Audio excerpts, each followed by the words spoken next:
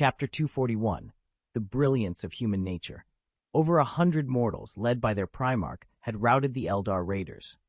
It wasn't until the pale Xenos broke and fled in disarray that the armed humans finally realized what they had done. On the scorching plains of Nocturne, people who had long been crushed by fear found a sudden well of courage and drove the enemy back. They stared at the pale, sinister witch clutched in Vulcan's hand, raised their weapons to the sky, and began to chant, "Vulcan! Vulcan! Vulcan!" The crowd, raw with emotion, some openly weeping, shouted the name of the black giant and dropped to one knee in reverence. Vulcan set the witch aside and lowered his own weapon. "Please rise," he said, holding the captive at his side. His huge, black hand moved among them with surprising gentleness, helping those kneeling back to their feet. "Kneeling is a token of submission," he told them. "I am not your ruler. You need not kneel to me. We fought together as comrades and kin. You and I stand shoulder to shoulder." His words broke them anew.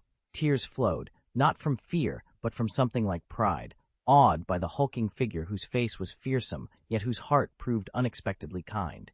He had always been gentle, never violent, never cruel, living among his human kin. When his people needed him, he would take up arms without hesitation and lead them against slaughter and tyranny. Vulcan was not a hero, not a ruler or a king. He was simply a blacksmith. Still, the mortals rose and called his name in their native dialect, Vulcan, son of the blacksmith. The word spread from a handful to dozens, from dozens to 100. The crowd took up the chant, blessing the man who stood among them. "What exactly are you?" someone demanded. At that moment, the Eldar cradled in Vulcan's single enormous hand answered in broken human speech, "You are not human." The witch's fingers dug into his palm. Hatred burned in her eyes. Her speech, at first strange and halting, sharpened and smoothed in a few syllables until her words fell fluent and clear. The mortals fell silent, baffled, staring at the woman who outwardly differed so little from themselves. "I am human," Vulcan's voice rang like a bell, loud, controlled, but laced with anger and revulsion. He flared at the Xeno for denying his humanity. Revulsion seemed to drip from her words. "You are definitely not human," the witch snapped, her sharp, piercing voice cutting through the crowd. "I've seen countless humans, and I have never seen one like you." She savored the word human, as if refusing to let him claim it.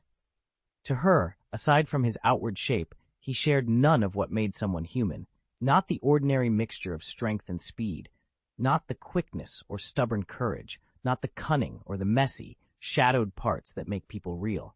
Or perhaps worst of all, he lacked that strange, radiant thing she expected in a human, something that, even when tarnished by baseness and cowardice, marked them as one of her kind.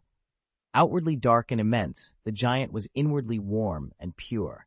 That absence of darkness made him, in her eyes, no human at all. "I am Vulcan, son of the blacksmith," the giant said again, his voice low. He flexed an arm as if to make the point clearer. At the name of his father, he startled, his eyes darting through the crowd until they found the familiar figure he sought. The old blacksmith still stood there, a proud look on his lined face, watching his gentle, powerful son. Vulcan let out a long breath. The stone that had been sitting on his chest at last settled.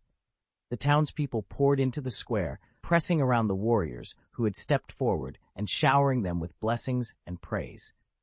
With these defenders in place, the town could finally hope to be spared further raids and stop living in constant fear. When the crowd turned toward the captured Xeno, stripped and helpless, their faces hardened. They had lost friends and family in the Xeno attacks, and now at last they believed they could take revenge. The cheers curdled into cue, races and wails. Grief and rage found an outlet. People stooped to pick up stones and began to throw.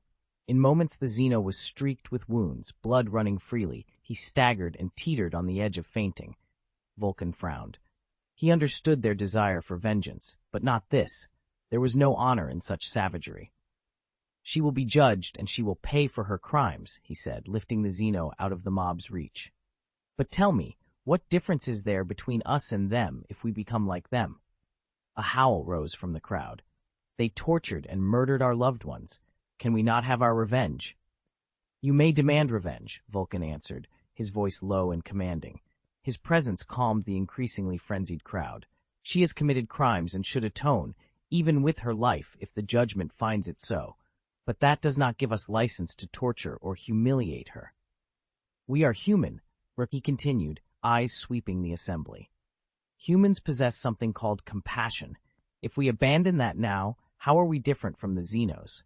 He paused, and quieter, added, It was compassion that made my father drag me from the edge of the volcano. That compassion is why I stand here today, to fight the Xenos and to protect you. Let her await judgment, he concluded, and if she is to be executed, do it with human compassion. Grant the Xeno the mercy we ourselves would ask for.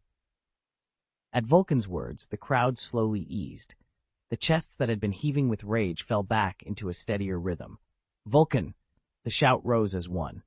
The crowd, taking Vulcan's counsel, stopped their reprisals and spared the alien any further torment, granting her the mercy of a swift end. Vulcan smiled and walked back into the town to the sound of cheering, accepting the cries of victory. From a distant mountaintop, two figures watched the scene, relief softening their faces. The Emperor's heart swelled. Here was a son full of humanity, teaching mortals with nothing but goodwill. The 18th Legion, like its Primarch's sons, was suffused with a compassion rare among warriors, an embodiment of the most precious kindness in humanity. Doom inclined his head slightly. He saw things a little differently, but he could not help admiring his brother's tolerant spirit. Perhaps it was the bond between a Gene father and his Gene sons, but the 18th tended to show unusual mercy in battle. Their Astartes advanced deliberately during the Great Crusade, cautious in every assault and conquest. Their plans were drawn to minimize mortal casualties, always striving to keep losses as low as possible. And when war demanded it, they would not hesitate to lay down their own lives to shield mortals. Many of their brother legions regarded the 18th as irrational, prone to needless sacrifice. It was true that an Astartes should protect mortals. That duty was part of why the Emperor had made them. Yet the primary mission of the Legion's Astartes was to conquer and unify the galaxy for the Emperor, and their lives were a precious, limited resource. Commanders could not afford to squander those lives. Saving civilians was honorable, but exchanging an Astartes' life for a single mortal's could slow the progress of the Great Crusade. The finite number of battle brothers meant commanders often had to choose between preserving the Legion's strength and attempting impossible rescues. The 18th did not make such calculations. Time and again, they stepped between bullets and civilians, threw themselves into harm's way to shield a handful of mortals, and gave their lives without hesitation. To many of the other legions, that selflessness seemed reckless. Compassion taken to an extent that produced unnecessary casualties and weakened joint operations. Resentment followed. Many commanders disliked fighting alongside the 18th because their willingness to die for civilians could doom whole formations. Still, the 18th persisted. Indifferent to criticism and contempt, they continued in their own way, protecting those they could and pressing the sea, crusade forward at their own stubborn, deliberate pace. The Legion's warriors acted with admirable courage, though some quietly called them foolish for it. Doom respected his brother's approach, but that respect was purely professional, no more than that. Destruction's population was thin, they could not bear needless sacrifice. He intended to preserve his sons' lives, to make sure any deaths were meaningful instead of cheap and wasteful. "Aren't you going to meet him yet?" Doom asked softly, noticing the excitement the Emperor tried to hide beneath his robes. "The time is not right," the Emperor replied, shaking his head, his expression deliberately inscrutable. "So you're going to do your father and son routine again?" Doom said with a half-smile. His mouth twitched. He understood the Emperor's plan at once. The master of mankind had a habit, what some called his way of fostering affection, of using little tests and games when reuniting with his sons. Having never been on the receiving end, Doom found those methods hard to fathom. The Emperor planned to conceal his identity, make contact with his sons, win their admiration through trials and contests, and finally have them kneel and call him Father. Sometimes Doom was grateful he had found the Imperium of Man. Otherwise, the father-son games, awaiting him, might have taken some truly unpredictable forms. "Come, let us continue to watch," the Emperor said. He folded his psychic will around his form, masking it, and slipped into the city to observe his son. Doom inclined his head and drew his cloak tight, hiding everything but his eyes. The fabric shimmered as its adaptive camouflage came alive, and his silhouette melted into the surroundings until he was invisible. The two most powerful beings in the galaxy moved like shadows toward the town on Nocturne. Chapter 236, Vulcan. An amniotic pod streaked out of the warp and slammed into the volcanic rim of Nocturne. It shattered among plumes of ash and scoured rock, leaving behind a single steaming capsule and the cry of a newborn. A blacksmith who had braved the dormant heat to gather rare gems found it there, half buried on a wind-scoured ledge above a river of boiling lava. The infant lay perilously close to the molten flow, and something huge stirred beneath the scalding surface.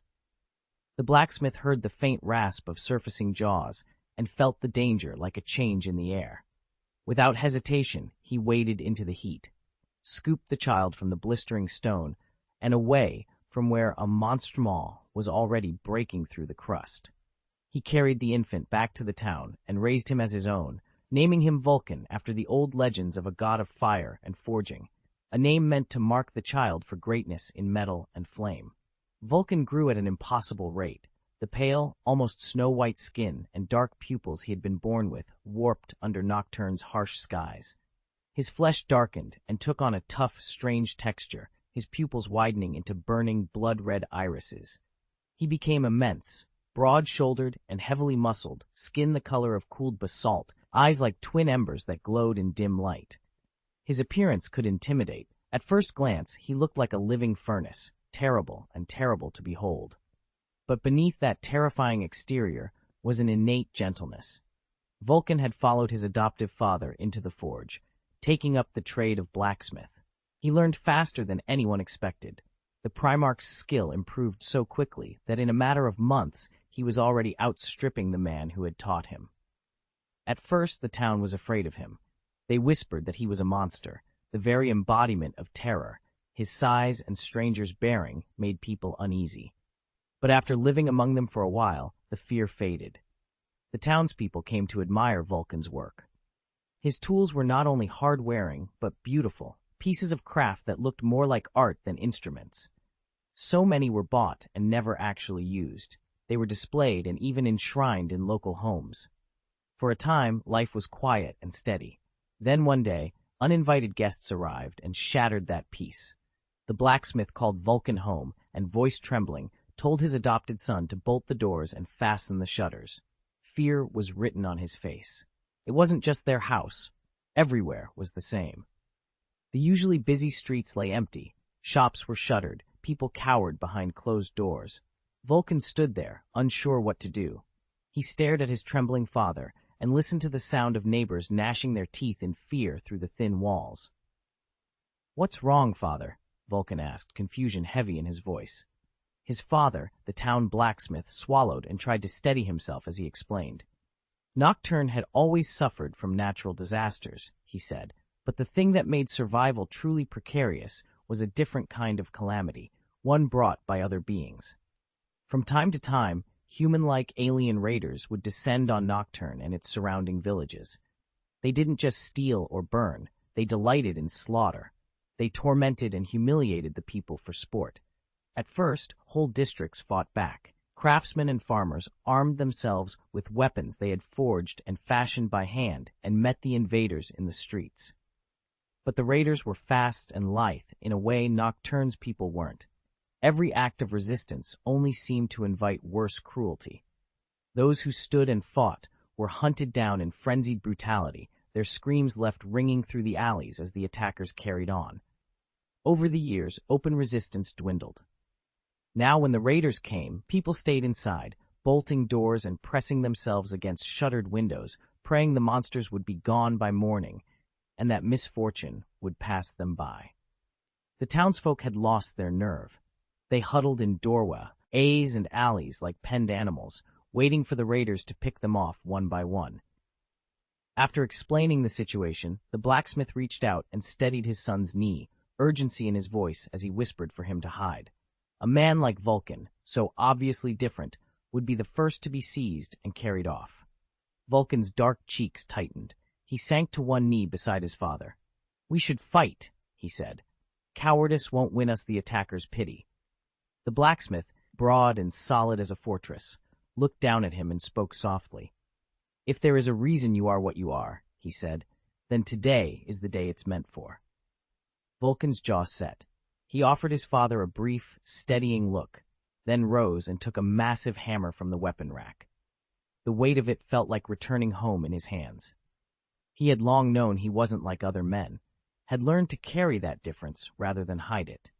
Years before, at his father's insistence, he had gone back to the place where he'd first been found. He had smashed the obsidian that cooled from ancient lava, dug out the whole obsidian lake, and unearthed clues that still nagged at him. Now, with the town cowering and the raiders closing in, those clues and that strength felt like fate. Vulcan planted his feet, gripped the hammer, and prepared to meet them. The amniotic pod lay cracked and smoking, its casing scarred and stamped in black with the mark Phasis. Vulcan stared at it, and in an instant, everything clicked into place. He had been grown, cultivated, one of a series. There were at least 17 others like him. He lifted his warhammer, and understanding flared in his crimson eyes. This strength, this compulsion, might be his purpose, to protect humanity. "Son," the old blacksmith said quietly, "I'll go with you." The resolve in the man's voice was like iron. The blacksmith moved with surprising speed for his years, picking up a longsword and hefting it the way he'd taught Vulcan to handle tools and weapons. Vulcan opened his mouth to protest. "You don't have to." He couldn't finish. His face betrayed his fear. He had no measure of the enemy's power and did not want his father risking himself. But the blacksmith only smiled, a small, stubborn smile that held the weight of a lifetime. "You have the will to resist," he said, "and I have the right to stand with you." Vulcan said nothing more. He nodded once and tightened his grip on the warhammer. The blacksmith was the sort of man who could not be moved, an anvil of a character, weathered and immovable. Time had bent him, but it had not broken his resolves. Father and son stepped through the doorway together, weapons in hand. Their heavy boots sounded in the street like distant thunder, and those footsteps drew eyes. From shadowed doorways and the corners of shuttered windows, people peered out. In the dim light they saw a giant, dark shape moving between the buildings, two figures, enormous and terrible, walking into whatever awaited them. The weapon in the giant's hand left no doubt. He had no intention of backing down. It was a statement of resolve, a pledge to fight to the death. The moment they all raised their weapons, there was no longer a middle way, only life or death. Maybe it was the force of that resolve that spread through the town. People began to spill from their rooms, weapons in hand. From the narrow streets to the city gate, more and more townsfolk gathered around Vulcan. They said nothing. They just exchanged glances, reading the same determination in one another. From the distant fields came shrill, hysterical laughter, threaded with a hint of madness. At last the waiting people saw what the legendary raiders truly were. Slim, agile figures poured across the farmlands, naked, humanoid females who moved with startling speed. Their bodies were largely human, except for slender, pointed ears.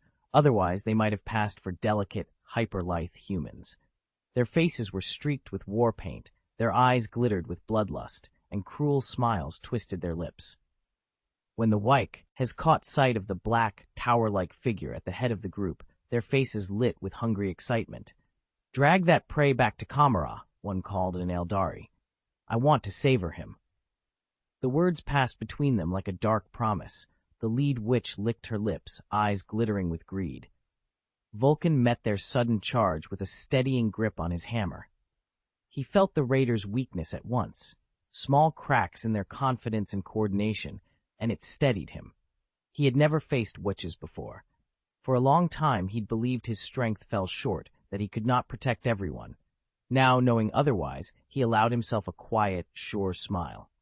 The rushing witch noticed that smile and faltered in puzzlement. She had seen many humans in her time, but never one so untroubled in the face of death. There was no panic on his face, only a calm satisfaction, and in that moment the depraved Dark Eldari understood what it meant. Vulcan stepped forward.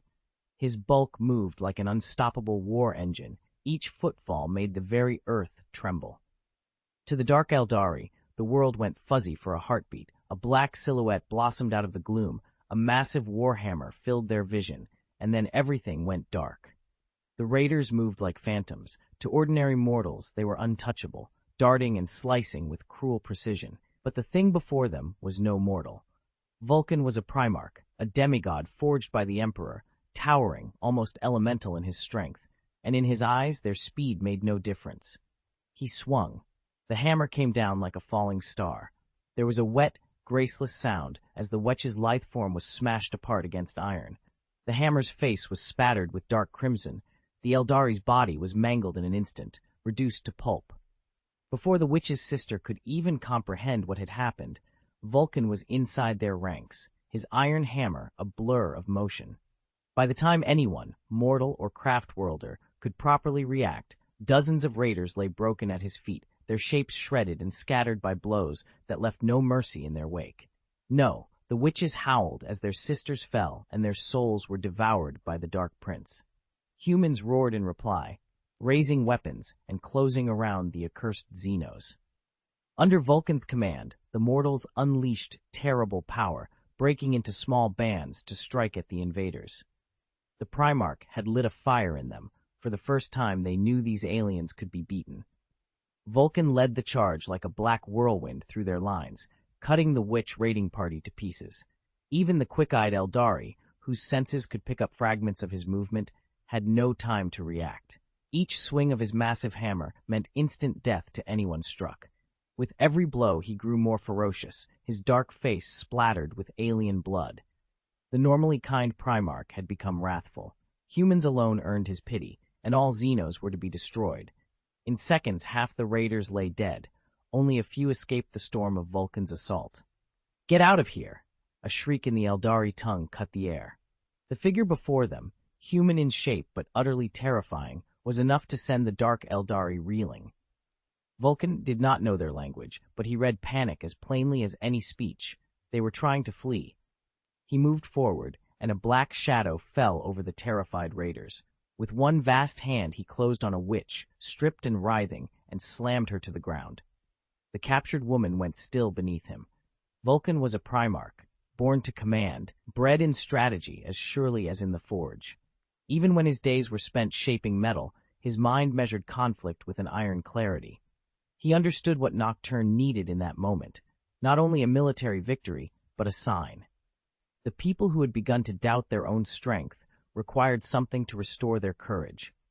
A living prize, paraded from the battlefield, would be a tangible promise of a new beginning, a way to chase away the old fears that had taken root.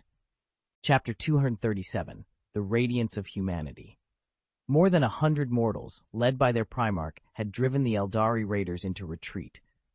Only when the pale Xenos fled in disarray did the armed mortals truly understand what they had done.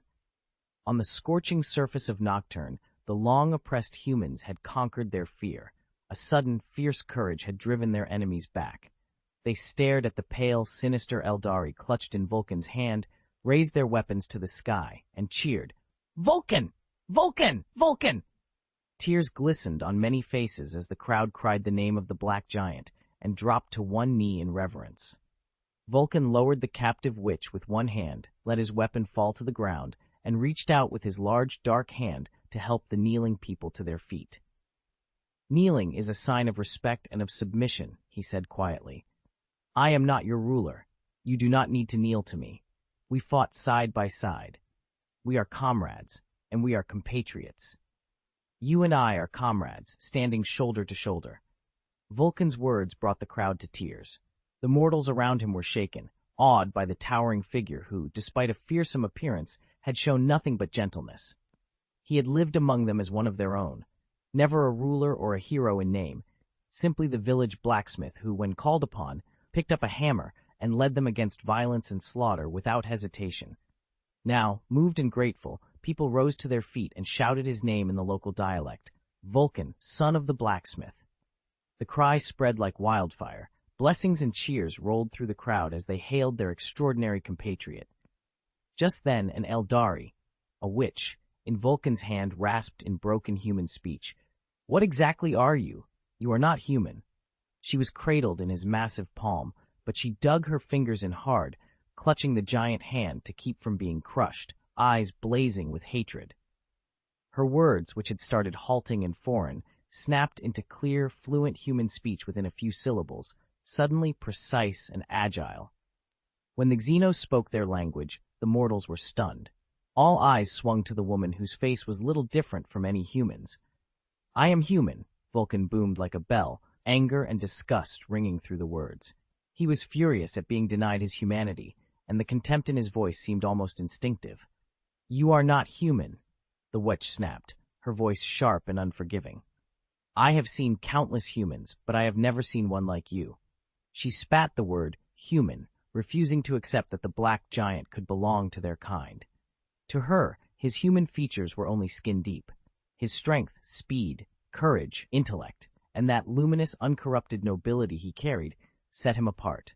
He was, in her eyes, purged of humanity's shadows, dark on the outside, yet warm and pure within. I am Vulcan, son of the blacksmith, he repeated, asserting his name and lineage. He flexed his arm as if to clear the air and make them see him for what he claimed to be. At the mention of his father, Vulcan went suddenly alert. He scanned the crowd until he found him, the old blacksmith still standing where he'd been, pride written across his face as he watched his gentle, imposing son. Vulcan let out a long breath. The heavy stone that had sat on his chest finally eased. The townspeople poured into the square and pressed around the warriors who had stepped forward. They showered them with blessings and thanks. With these fighters as their shield, the town could finally hope to stop raids and live without constant fear. For a moment the mood was almost celebratory, but when their eyes fell on the stripped Xenos, the cheering curdled into something darker. Hatred flared, grief turned to a raw thirst for revenge. They had lost family and friends to the alien attack, and now they imagined retribution. Curses and wails rose up, and people began scooping up stones from the ground, flinging them with trembling hands. In minutes, the Xenos was a bloodied heap, its skin torn and bleeding, teetering on the edge of unconsciousness. Vulcan's brow tightened. He understood the people's need for vengeance, but not in this savage way. Vulcan wrenched the Xenos free from the mob, pulling her out of the hand of those who had been beating her. He held her up between them and the crowd, and lifted his voice so everyone could hear. She will be judged and will pay for her crimes, he said. But tell me this, if we behave like them, what does that make us? A roar rose from the angry mob. They tortured and murdered our families. Don't we deserve revenge? You can have your revenge, someone shouted back, but Vulcan's voice cut through it, low and steady. His presence had a calming weight, the fury around him ebbed like a tide. She committed crimes and must atone, but you cannot abuse or humiliate her. We are humans, he continued, meeting their eyes. We possess compassion. If we abandon that, how are we any different from the Xenos? He paused, and the crowd turned their attention to him. It was compassion that brought me back from the edge of the volcano. My father gave me that mercy so I could stand here now to fight the Xenos and to protect you. Let her await her sentence. If she must die, let it be by judgment, and let it be tempered with human compassion. Grant the Xenos the mercy we claim for ourselves. Slowly, the heat of the mob cooled. The chesting heaving with rage relaxed into steadier breathing. The shouting fell away, replaced by murmurs, as Vulcan held the prisoner between the two worlds. Justice promised, mercy insisted upon, and the crowd began to listen. Vulcan! The shout rose in unison. The crowd had taken Vulcan's meaning. They halted their reprisal, ended their torment, and granted the Xenos the mercy she deserved, a swift death instead of prolonged suffering. Vulcan smiled and turned back toward the town, walking among the cheering people as they hailed him. On a distant mountaintop, two figures watched and allowed themselves a small, relieved smile. The Emperor's face brightened at the sight of a son full of humanity, teaching mortals with genuine kindness. The 18th Legion, like its Primarch, brimmed with goodwill toward mortals, the noblest kind of compassion. Doom inclined his head slightly. He saw things differently in some ways, but he could not help admiring his brother's tolerant heart. Perhaps it was simply the bond between Gene father and Gene sons, but the 18th truly showed mercy in war. Their Astartes moved deliberately during the Great Crusade, cautious in every assault and conquest. Campaign plans were drawn to minimize mortal casualties and reduce suffering wherever possible. When the cost of protection was their own lives, they did not hesitate to pay it. Many of the other legions considered the 18th's conduct irrational, at times downright wasteful. The Astartes were, above all, instruments of conquest. Their sacred duty was to bring the galaxy to the Emperor. That meant treating their own lives as precious resources, to be spent with care so as not to squander the divine power invested in them. Protecting mortals was noble, but throwing away battle brothers to save civilians slowed the march of the Great Crusade. No legion could afford to trade an Astartes' life for that of a single mortal. The sheer scarcity of battle brothers often obliged commanders to accept such losses rather than risk greater strategic setbacks. The 18th Legion refused that calculus. In the field, they routinely made what other commanders called unreasonable sacrifices to shelter mortals, interposing their bodies between bullets and civilians, dying to shield a handful of unarmored lives. Their compassion, so excessive by Legion standards, earned them a bitter reputation. Many legions resented fighting alongside them, angry that the 18th's selfless acts brought needless casualties and complicated coordinated operations. The 18th Legion continued to march to its own drum, steadily moving through the great crusade and paying little heed to criticism. Their deeds won admiration, but that did not stop some from privately calling them fools. Doom admired his brother the Destroyer's way of doing things, though it was admiration, nothing more. The Destroyer's world was thinly populated. It could not afford needless sacrifice. He treasured the lives of his sons and made sure that, if they died for something worth dying for, not squandered cheaply. "Aren't you going to greet him yet?" Doom asked softly, noting the excitement glinting beneath the Emperor's robes. "Not yet," the Master of Mankind replied, shaking his head with an inscrutable smile. "You're going to play your father and son games again?" Doom's mouth twitched. He already understood the Emperor's intent. He could never fully fathom the Master's little quirks, but the Emperor enjoyed certain rituals when meeting his sons, what he called, with deliberate fondness, fostering affection. Doom found the Emperor's methods baffling, perhaps because he had never experienced anything like it himself. The Emperor would hide his identity, mingle with his sons, test them with contests and trials, and by one means or another bend them to his will until they knelt and called him father. Doom was half relieved that he had already found his place within the Imperium of Man. Otherwise he didn't know what kind of father and son games he might have been forced into. "Come," the Emperor said, "let us keep watching him." With that, the Emperor folded his psychic mask about him and melted into the city to observe his son. Doom nodded and tightened his cloak until only his eyes showed. The fabric shimmered as its adaptive stealth systems kicked in, and he vanished into the streets as thoroughly as if he had never been there. Like two shadows, two of the most powerful beings in the galaxy, they crept toward the town on Nocturne, unseen and uncompromised. 244. Hunting Salamanders. Chapter 238. A Bed of Service. News of the rebellion spread across Nocturne like wildfire, and the victory that followed sent the whole planet into a rare, fevered exhilaration. Nocturne was vast. Rivers of molten rock flowed between millions of constantly erupting volcanoes, and black, glassy lakes of obsidian scarred the surface. At the same time, it felt small. Humans lived clustered in a few highland cities, fixed settlements where people farmed, forged, and eked out a life above the heat. Word of a towering warrior who had risen to repel the raiders and defend his home traveled with merchant caravans to every town and city. People came from all corners to see him, to witness the deed for themselves. In the center of one town, they found the raider herself, the beautiful, deadly Xenos, still arrogantly defiant even behind bars. Her cage was crafted from refined steel, and beside it hung a placard detailing her origin. After interrogation, the people of Nocturne learned for the first time the true nature of their captive. She was a witch of the Eldari, one of the ancient peoples of the stars, pleasure-seeking marauders who delighted in plunder and roamed the void between worlds. When envoys came from other cities and asked why they hadn't hanged the Xenos, put her in chains, or made the raiders pay, the locals would only swell with pride and answer with stories of Vulcan's magnanimity.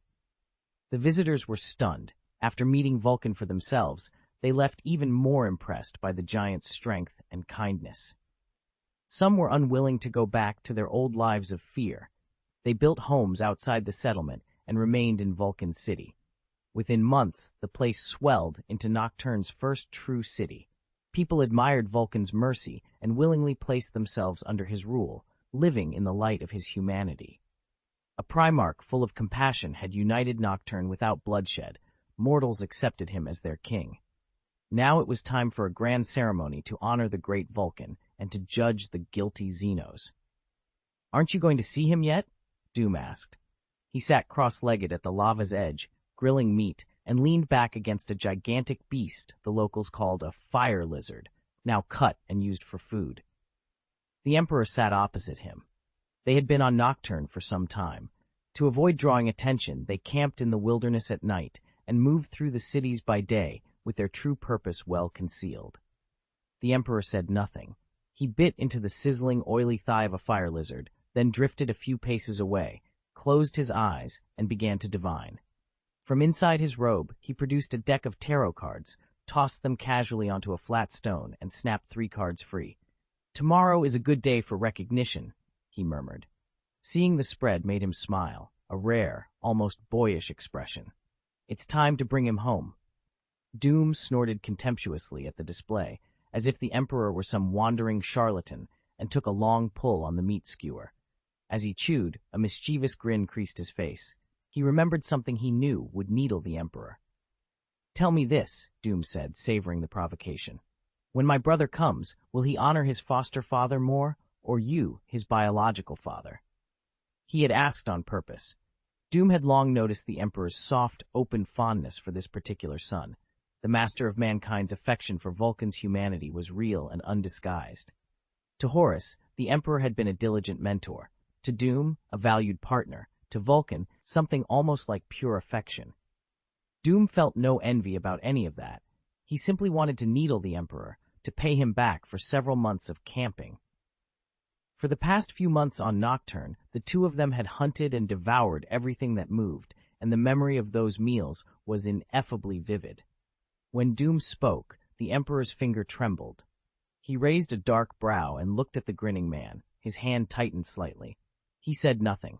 In the lava light, his already somber face looked even darker. The celebration went ahead as planned. When the dust clouds had finally thinned, the day opened bright and mercifully clear. The people's enthusiasm pinned Vulcan to the throne. He squirmed under their adoration and tried to force a smile. A simple blacksmith by trade, he had been taken to their hearts and named their chosen king. People showered him with blessings, their voices full of reverence as they submitted to the giant on the throne. "Great King, Vulcan." The master of ceremonies barked into a megaphone from the stage, his tone theatrical and overblown as he announced the king's titles to the crowd. "His mercy brings tears to the Star River. His power makes the heavens tremble." Vulcan forced himself to keep his face neutral, silently begging for the awkward ceremony to end. The crowd, however, took every word seriously and nodded along with pious attention. "Wait!" A harsh, discordant shout cut across the street. Heads turned, some faces hardening with irritation. At the far end of the avenue, 2 figures had appeared, one tall, one short, dressed in clothes nothing like the local Nocturne fashion. The tall man's broad shoulders and powerful frame were immediately obvious. A heavy cloak hid most of him, leaving only a pair of bright, piercing eyes exposed. Instinctively, the people of Nocturne compared the newcomer to the throne-bound Vulcan and realized he was only a little shorter than the giant. The gathered crowd exhaled with relief. The first intruder had proven only slightly weaker than Vulcan. Their attention shifted to the shorter of the 2 newcomers. He wore a pristine white robe, his skin startlingly pale, and though his features were otherwise ordinary, something about his expression read as aristocratic. This pale, short man was the one who spoke. Fixing his gaze on Vulcan on the throne, he said coolly, "Your mercy is clear, but your power is not." Then, with brazen confidence, "I could defeat you without difficulty." His arrogance set everyone murmuring. People compared the two challengers in low voices and let out contemptuous snorts. The pair ignored the chatter and continued forward at an unhurried pace. The onlookers automatically parted to make way. Vulcan straightened in his seat. The proud composure on his face had crumpled, his jaw hard and his expression drawn. He felt the bite of a threat. The newcomers were undeniably powerful, but it wasn't their strength alone that unnerved him. Their insolent manner was what felt wrong. As they passed the cage where the Eldari witch was held, she saw a mark at the back of the taller man's cloak. She trembled all over, hastily smoothed her gaunt face, and hurriedly tidied her hair, trying to hide the fear that had seized her. She smoothed her hair, rose from the iron cage, and observing the oldest, most sacred of Eldari courtesies, bowed to the tall figure before her. Her voice, now stripped of its earlier venom and as lilting as a nightingale, flowed in flawless Eldari. With the utmost reverence she intoned, "It is an honor to behold the great God-slayer in this life." The fall of the Eldari, the birth of the Dark Prince, had not erased their hatred. Even the Dark Eldari clung to that memory. The roar of the Sea of Souls, the year everything changed, and the oath the God-slayer swore were still fresh in their minds. His crimson mark was a scar across the warp itself, a testament to a will so fierce the Eldari dared to believe he might one day slay the gods. The witch knelt, offering the most primal homage, her posture both humble and impeccably elegant. In ancient times, such a ritual would have been reserved only for their own gods. Doom glanced at her once, unreadable, and then turned away to walk to the foot of the throne. The witch's display, however, set the people of Nocturne on edge. They watched the exchange with growing suspicion and thinly veiled hostility. No one knew what tied the two of them together, and that uncertainty bred unease among the onlookers. In the months since they'd captured her, the alien woman had given up almost nothing beyond her race and where she'd come from. She answered with a cold, insolent pride. Though a prisoner, she looked at humans as if they were little more than primitive monkeys. Now, however, she suddenly bowed to the two strangers. That change in attitude set off warnings in the crowd. Could these newcomers be connected? Reinforcements? Nocturne's people fell back an extra step, instincts sharpening. Hands drifted toward belts and doorways as if for weapons. Vigilance charged the air. Vulcan watched from his high perch and spoke, his voice rolling out like a bell. "Where do you come from?" He had noticed immediately that the pair were not from Nocturne, not merely because of their clothes, but because they were far too pale. The townspeople here were naturally dark-skinned. In the perpetual dusk, the dark pigment helped them blend into shadow and withstand the heat. Their crimson eyes had evolved to pick up the faintest glimmers of light, a genetic adaptation to dust-choked skies and a sun rarely seen. These strangers' fairness marked them as outsiders at a glance. The shorter of the two had pale skin. The taller one kept his face wrapped, showing only his eyes, but even the skin around those eyes was unnaturally fair, almost paler than the others. "We come from the stars," the taller voice announced. "We heard there was an extraordinary king here and came to pay our respects.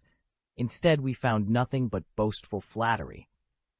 The shorter man, an emperor by his bearing, looked disappointed as he swept his gaze over the assembly.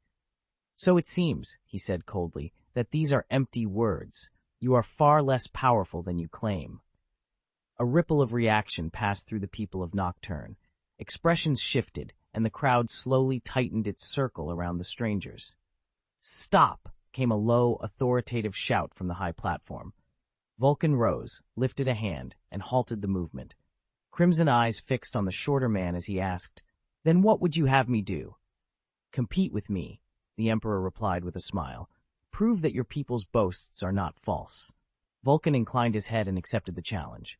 "Very well," the Black Giant said, "but with one condition. The loser must swear an oath to serve the victor for life." Vulcan stepped out of the town, his lithe frame descending from the high ground, but the outsider was nowhere to be seen. He paused, shook his head, and stared toward the distant row of volcanoes belching thick smoke. After a moment, he adjusted the pack on his back and set off on his hunt. His dark, powerful body was clad in scale armor cut from fire lizard hide, built to resist the stifling heat.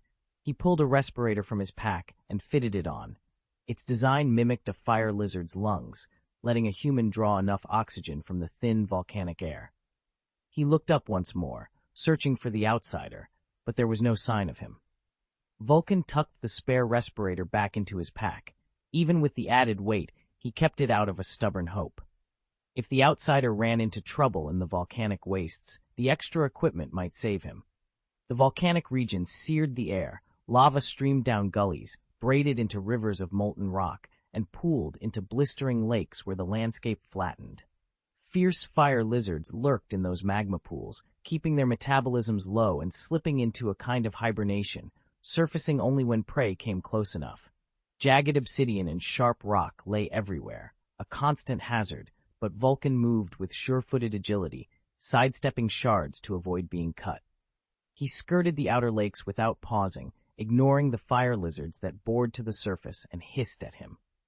Those were juveniles, too small, too weak, and not the kind of kill that would satisfy the winning conditions he was after. Fire lizards enforced a strict hierarchy. The strongest claimed the hottest, deepest magma lakes. They grew larger and deadlier with age, and the elders, who had survived for centuries or millennia, occupied the core where the heat was fiercest. If Vulcan wanted to win, he couldn't take the safe path.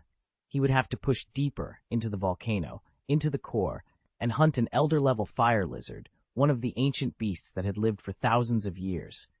It was a gamble few humans ever took. Even whole towns typically hunted only juveniles. Going after an elder was perilous in a way that could easily be a death sentence. He was alone, facing the terrifying elder, and he had to kill it. After a long search in the volcanic core, Vulcan finally found his quarry. A giant, pitch-black fire lizard, 30 meters from snout to tail. Horns swept back for several meters, its hide plated with dark scales. It lay half-submerged in a magma lake, its massive body forming a small island amid the molten glow. The barbs along its spine caught the firelight and threw back a cold, metallic gleam. Vulcan set his pack on the scorched ground, hefted his enormous warhammer, and stepped out from behind the mountain, every movement deliberate. He radiated killing intent. There was no mistaking his purpose. With a single, brutal swing, he drove the hammer into an obsidian spire that jutted like a dagger from the lava-smoothed rock. The impact split the black stone with a thunderous crack that seemed to shake the sky itself. The roar and the concentrated hostility roused the elder. It lifted its head, orange vertical pupils narrowing as they swept toward the source of the threat.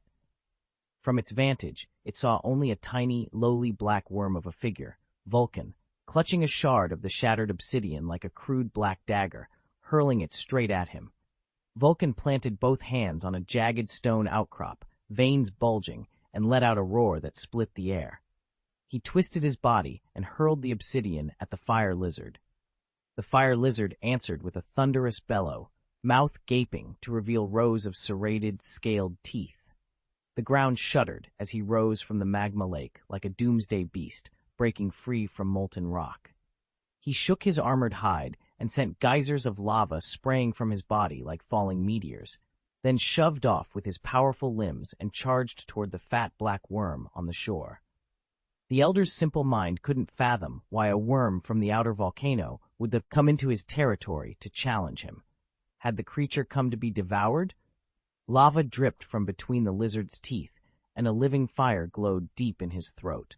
He spat a gout of flame, aiming to incinerate the challenger. Vulcan lowered his stance and readied himself. No fear creased his face as he tightened his grip on his warhammer. He had felt the contempt of a creature that sat at the top of the food chain, and he meant to show the fire lizard why he had the courage to come here. The earth trembled as the mountain of a beast, powered by 4 massive legs, bore down on him. The black giant said nothing. He showed none of the expected battle frenzy. He neither dodged nor flinched from the searing flames. The people of Nocturne were born to withstand heat. Years under that sun had toughened their skin, and the Primarch's body had been further hardened by the world. Cloaked in his dark skin and wearing armor fashioned from fire lizard scales, Vulcan felt no burn from the creature's biological fire. He planted himself in the blaze until the fire lizard could no longer slip back into the magma lake, then launched an attack like thunder. Muscles coiled, He rotated his body to gather every ounce of kinetic force and drove his warhammer upward as the monster's huge maw closed in. There was a dull, bone-shaking thud. The blow was so violent it nearly stunned the beast. Saliva spattered as it wailed. Jagged teeth flew in all directions. With a single strike, Vulcan severed the creature's upper body, shattering a lower jaw big enough to swallow a dozen men. He didn't stop. Pushing off with his legs, he vaulted skyward, looming before the fire lizard's bulging eyes. At first he had been terrified, convinced the beast before him was invincible. But now the tables had turned. Raw fear shone in the lizard's eyes as its claws flailed wildly. Vulcan felt no pity. He planted both feet, gripped his warhammer with both hands, and brought it down on the spot where the fire lizard's brain must lie. A deep rumble rolled through the air. Lightning flashed through the volcanic ash above, as if the storm itself were mourning the fall of an ancient creature and sending it off with thunder. The fire lizard crashed to the ground, smashing the earth. Its massive body writhed and convulsed, muscles spasming without the guidance of a brain, then rolled and stilled. Vulcan allowed himself a small, satisfied smile. He had crushed the beast's brain without tearing its thick hide. He slung his pack back over his shoulder and stowed his warhammer. Hooking an arm under the lizard's tail, he hauled the great carcass onto the path home. The weight in his grip made his chest swell with pride. There might be no larger creature in the region than the one he now dragged behind him. Humming a blacksmith's tune, Vulcan, the blacksmith's son, walked home at ease, victory settling around him. Vulcan quickened his pace, eager to judge just how powerful the outsider's prey truly was. He was crossing an obsidian suspension bridge when a clear, brittle sound split the air. Crack! He heard the fine lines of the stone spidering apart where the surging magma below stressed the span. His expression tightened. The bridge would not withstand the weight of the fire lizard. It was failing at its weakest points. He had to get across before it collapsed. He ran while the walkway still held. Crack! Crack! Crack! The snapping obsidian sounded like a death knell behind him, each report tightening its grip on his heart. Beneath the bridge, a river of molten rock roiled. A fall meant certain death. To abandon the fire lizard now would be to lose the competition. In that critical instant, a hard light burned in Vulcan's crimson eyes. He hauled the fire lizard's bulk against him and launched himself, clearing the distance from the bridge's middle to its end in a single thunderous leap. The giant beast clutched to his chest and his prodigious strength on full display. The bridge shattered under the force of the pounding and plunged into the magma, sending up a spray of maul, rock. Vulcan hung from the cliff, one hand scrabbling at the stone, the other locked around the fire lizard's tail. Damn it! Even he, with his famously even temper, couldn't keep the frustration from his voice. The heat was draining him fast. His strength was slipping away with every second. The beast in his grip was too heavy to hoist with one arm. To save himself, he would have to abandon it. With a Primarch's strength, he could haul himself to safety if he let go, but that would mean forfeiting the final contest. His taut muscles tightened more as the heat pressed in, sweat beaded on his black skin and vanished the instant it formed. He exhaled, preparing to release his hold. If this is fate, he murmured, then I will accept defeat calmly. Just as he was about to let go, he heard footsteps, then a low, grating sound of something being hauled along the ground. He turned his head and saw, on the far side of the ravine, the clean-faced stranger dragging a giant fire lizard into view. Vulcan saw at a glance that the fire lizard the Emperor had hunted was much larger than his own prey. His heart had already conceded defeat. He was preparing to abandon his quarry and save himself when the Emperor did something that stunned him. Seeing his son clinging to the cliff, the Emperor casually hurled the great fire lizard into the magma and used its body as a makeshift bridge to cross to the far bank. He stood on the cliff above, looking down at the exhausted Vulcan, then reached out and grasped his son's dark forearm. Why? Vulcan blurted, bewildered. He couldn't understand why the Emperor had once again given up a clear victory. The Emperor's face was calm, a faint smile at the corner of his mouth, love shining in his eyes. His voice was soft and full of tenderness. If you died, my victory would be meaningless. Vulcan's whole body trembled. He dropped his head and said nothing, letting the Emperor haul him up onto the ledge. Once they were back in a safe place and glanced behind them, the fire lizard they'd used as a bridge had long since been consumed by the magma.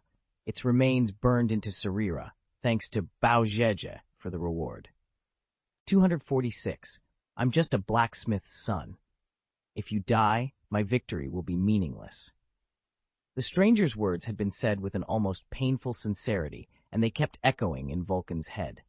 They walked in silence, hauling the fire lizard's corpse back toward the town so the people could see the outcome. By the gates, townsfolk spotted the two figures returning, one tall, one short, and a murmur rippled through the crowd. Then everyone saw the truth. Vulcan was dragging behind him a fire lizard, the likes of which none had ever seen, while the stranger walked empty-handed. A roar of cheers broke out. The son of Nocturne's blacksmith, the people's chosen great king, had won. Doom, watching from the crowd, was surprised. At first, he thought the Emperor must have tripped in the final trial and lost. But his vision, keener than a hawk's, soon picked up something else. Vulcan's victory had not brought him joy. His dark face was blank, and his silence felt charged, as if he were forming some weighty resolve. The Emperor, by contrast, looked oddly at ease, a strange expectation softening his shadowed features. Doom's mouth tilted, subtle beneath his cloak, but the smile showed in his eyes. As the two of them neared the gathered crowd, people swarmed around Vulcan, celebrating the victory of Nocturne's son. 8 days of trials had drained the mortals. Their taut nerves finally loosened, and their cheers spilled out in relieved laughter and tears. If not for the enormous difference in size, they might have tossed him into the air. Instead, they pressed close, running hands over his dark skin, feeling the warmth and strength of the giant at the center of their adoration. Vulcan stood silent. He furrowed his brow and shook his head, then raised a hand and bellowed, "Quiet!" His low roar rolled across the plaza, drowning out the cheers and freezing everyone in place. They stared up, stunned at the black giant before them. He let out a long, deep sigh that was as much relief as it was a declaration. "This victory and honor do not belong to me," he said. He could not accept a false triumph when another had risked everything to save him. The memory of the stranger's rescue in the volcanoes weighed on his conscience. The people of Nocturne needed to know the truth. With careful, enormous gentleness, Vulcan bent down and lifted the stranger's arm with his great black hand, raising him so that the crowd could see. "This honor belongs to him," he said, setting the stranger forward to receive what he had truly earned. "When the suspension bridge coming back from the volcanoes gave way, I was left dangling off the cliff," the narrator told them. "He threw his catch down to me like a stepping stone and saved my life."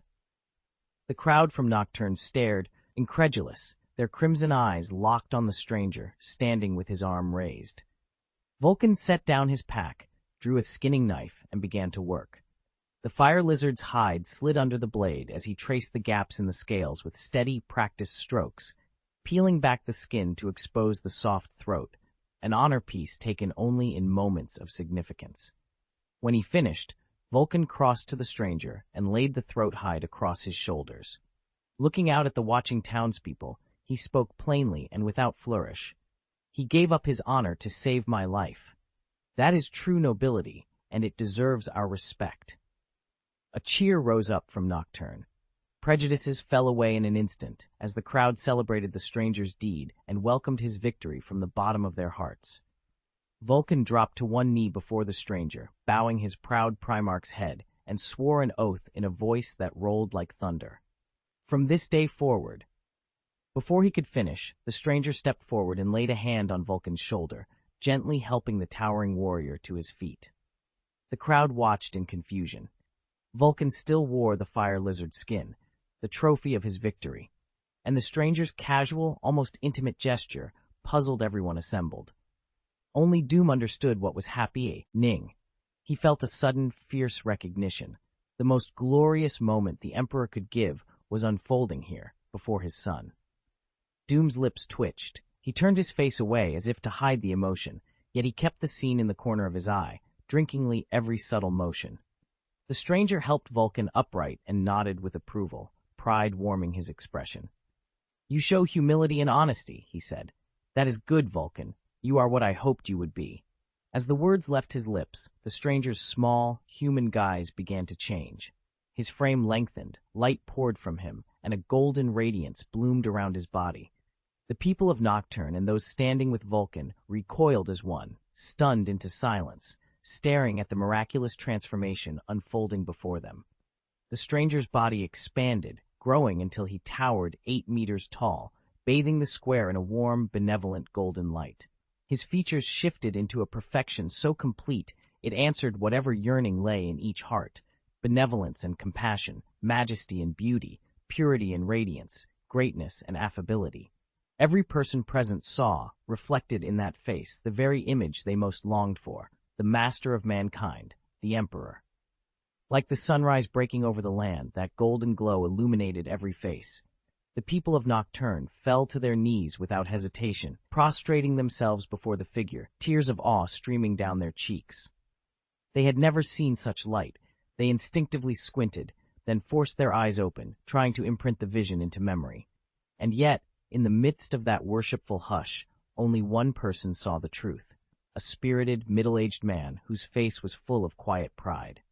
"Vulcan," the Emperor said, his voice gentle and kind, yet charged with an almost unbearable majesty, "I have crossed the stars to bring you home." Vulcan stood frozen, the golden figure of the Emperor reflected in his crimson eyes. When the Emperor's hand touched him, the truth flooded in. He was a scion of the Emperor, a Primarch, one of the 21 sons born of that genetic inheritance. The single syllable that left his lips, "father," was awkward and small. He had called the man who raised him that word 1,000 times. To speak it to another felt sacred and strange. He searched the crowd for the face he knew. There, kneeling among the people, was the blacksmith who had raised him, head bowed, face streaked with tears. Vulcan crossed the space between them, lifted the mortal from the throng, and brought him before the Emperor. "He raised me," Vulcan said simply. "He taught me kindness and mercy." The Emperor smiled. "He shall receive the reward due to a Primarch's adoptive father." He raised his hand in a measured, sacred arc, took the blacksmith's arm, then bowed and kissed him, bestowing in that gesture the blessing of the master of mankind, peace and benevolence. From the moment he had appeared, the man had kept to himself, saying little, rarely taking part in the trials, standing at the edge of things and quietly watching. His height alone made an impression on Vulcan. It was enough for him to guess that this loner might be one of his brothers. "This is your strongest brother."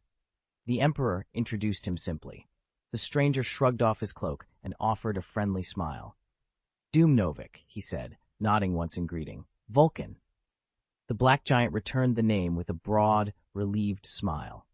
Compared to the awe and confusion stirred by the father who had descended from the sky, Vulcan found it easier, almost comforting, to meet a brother he had been primed to expect. Doom was not quite as tall as Vulcan, but his features were rugged and heroic, and the strength packed into his frame was obvious. The Emperor's label of the strongest seemed born of truth. With identities now clear, conversation flowed. The three of them settled around the hearth and talked for a day and a night. Mostly it was Doom, or the Emperor, who spoke, laying out for Vulcan the basics of the Imperium, the Eye, Imperial Truth, and the Astartes Legion. When he learned there was a legion among the stars made up of his own genetic progeny, Vulcan was at first astonished, and then overcome with sorrow. The gentle giant worried that the conquests and wars fought by those born of his line had cost countless lives. "I will entrust them to you," the Emperor said, "so that you, as their gene father, may lead them in conquest." The Emperor promptly offered Vulcan command of the 18th Legion to carry on those campaigns. Vulcan shook his head. "No," he replied. "I've never been a general or a commander. I'm only the son of a blacksmith." 247. Fate Deviation. "I was never a general or a commander. I am only a blacksmith's son." Vulcan spoke without shame, using his origins to refuse the master of mankind's invitation. He lifted his large dark hand and pointed at the plaza outside the window, where a witch could be seen slipping through gaps in the crowd. "When invaders come, I choose to protect, not to conquer them with violence like a general or a warrior. I am a smith. My skill is in the forge. I take up arms only to defend." Vulcan shook his head, restating who he was in a steady voice, He would not join the Imperium's expedition. Doom said nothing. Persuasion was not his gift, and he respected his brother's decision. Forcing a Primarch who had no taste for war onto a battlefield he loathed would invite consequences no one could predict. Vulcan, the master of mankind, said again, his voice taking on a weightier, more solemn tone. When the day of judgment comes, no one can stand apart. Each must play their part in the final reckoning. I am your father, he continued, and I forged you and your brothers to sweep the galaxy. Each of you was given a different task. You are not like the others. They may excel in war, in strategy, and in the taking of worlds, but they will need your guidance. The master's eyes burned as he spoke. His words struck deep into Vulcan's soul. You possess a quality none of them do, humanity. When your brothers leave ruin and suffering in their wake, your compassion and the deeds of the 18th Legion will be their light. Vulcan said nothing. He stared into the wavering furnace flames for a long time. Within the hushed psychic barrier, there was only the crackle of the fire and a dead, expectant silence waiting for his answer. This was no casual choice, but one that demanded careful thought, a decision that would shape the course of his destiny. Sir, our reconnaissance vessel has encountered a human civilization in the eastern fringe star region. Doom was stacking firewood into the furnace when Sophia's holographic image blinked to life on the armor of his left arm. The cool, rational female voice drew the attention of the three men in the room. They turned to watch the floating avatar. Doom straightened, giving his brother a rueful smile. I have to go. We'll speak later. He did not leave lightly. Sophia did not contact him unless something urgent demanded it. The master of mankind rose as well, his expression grave. Could it be the Rangdan? He asked quietly. He knew of Doom's recent years wandering the void, searching for any trace of the Rangdan or their homeworld. The Imperium forbade clashes with Nur fleets, and the Rangdan were notorious for enslavement and subtle manipulation. Bending mortals to their will was a specialty of theirs. Probably not, Doom replied, shaking his head. The odds that the recon had stumbled onto the Rangdan were slim. Far more likely, the distant ship had come across an isolated, forgotten human culture. Still, the situation warranted immediate attention. It was a powerful, lost civilization. He had to leave. Even if the other party turned out to be human, a prolonged absence could spark misunderstandings or worse. The Null Stars were already focused on the Rangdan, and any conflict with human worlds had to be avoided. Vulcan rose to his feet, eyes flicking between his brother and their father. He caught fragments of their conversation and missed others. The matters they discussed played out on a scale his experience could not yet grasp. A grand war fought across distant suns. What exactly was the Rangdan? Whatever it was clearly a dire threat to the Imperium of Man, which explained the master of mankind's grave tone. After a long moment of thought, the black giant could no longer remain motionless. His father's words and his brother's urgency pressed on him until he could resist no more. Take me with you, he said. At last, Vulcan accepted the destiny the master of mankind laid before him and stepped into the stars. He knew there was no promise of a return date, but that uncertainty did not give him pause. Doom and the master of mankind both saw the resolve in his eyes. Once he had made his decision, there would be no turning back. Vulcan was kind, but not hesitant. Indecision was not in his nature. The two men who had come with him nodded silently and slipped from the chamber, leaving Vulcan and his foster father some privacy.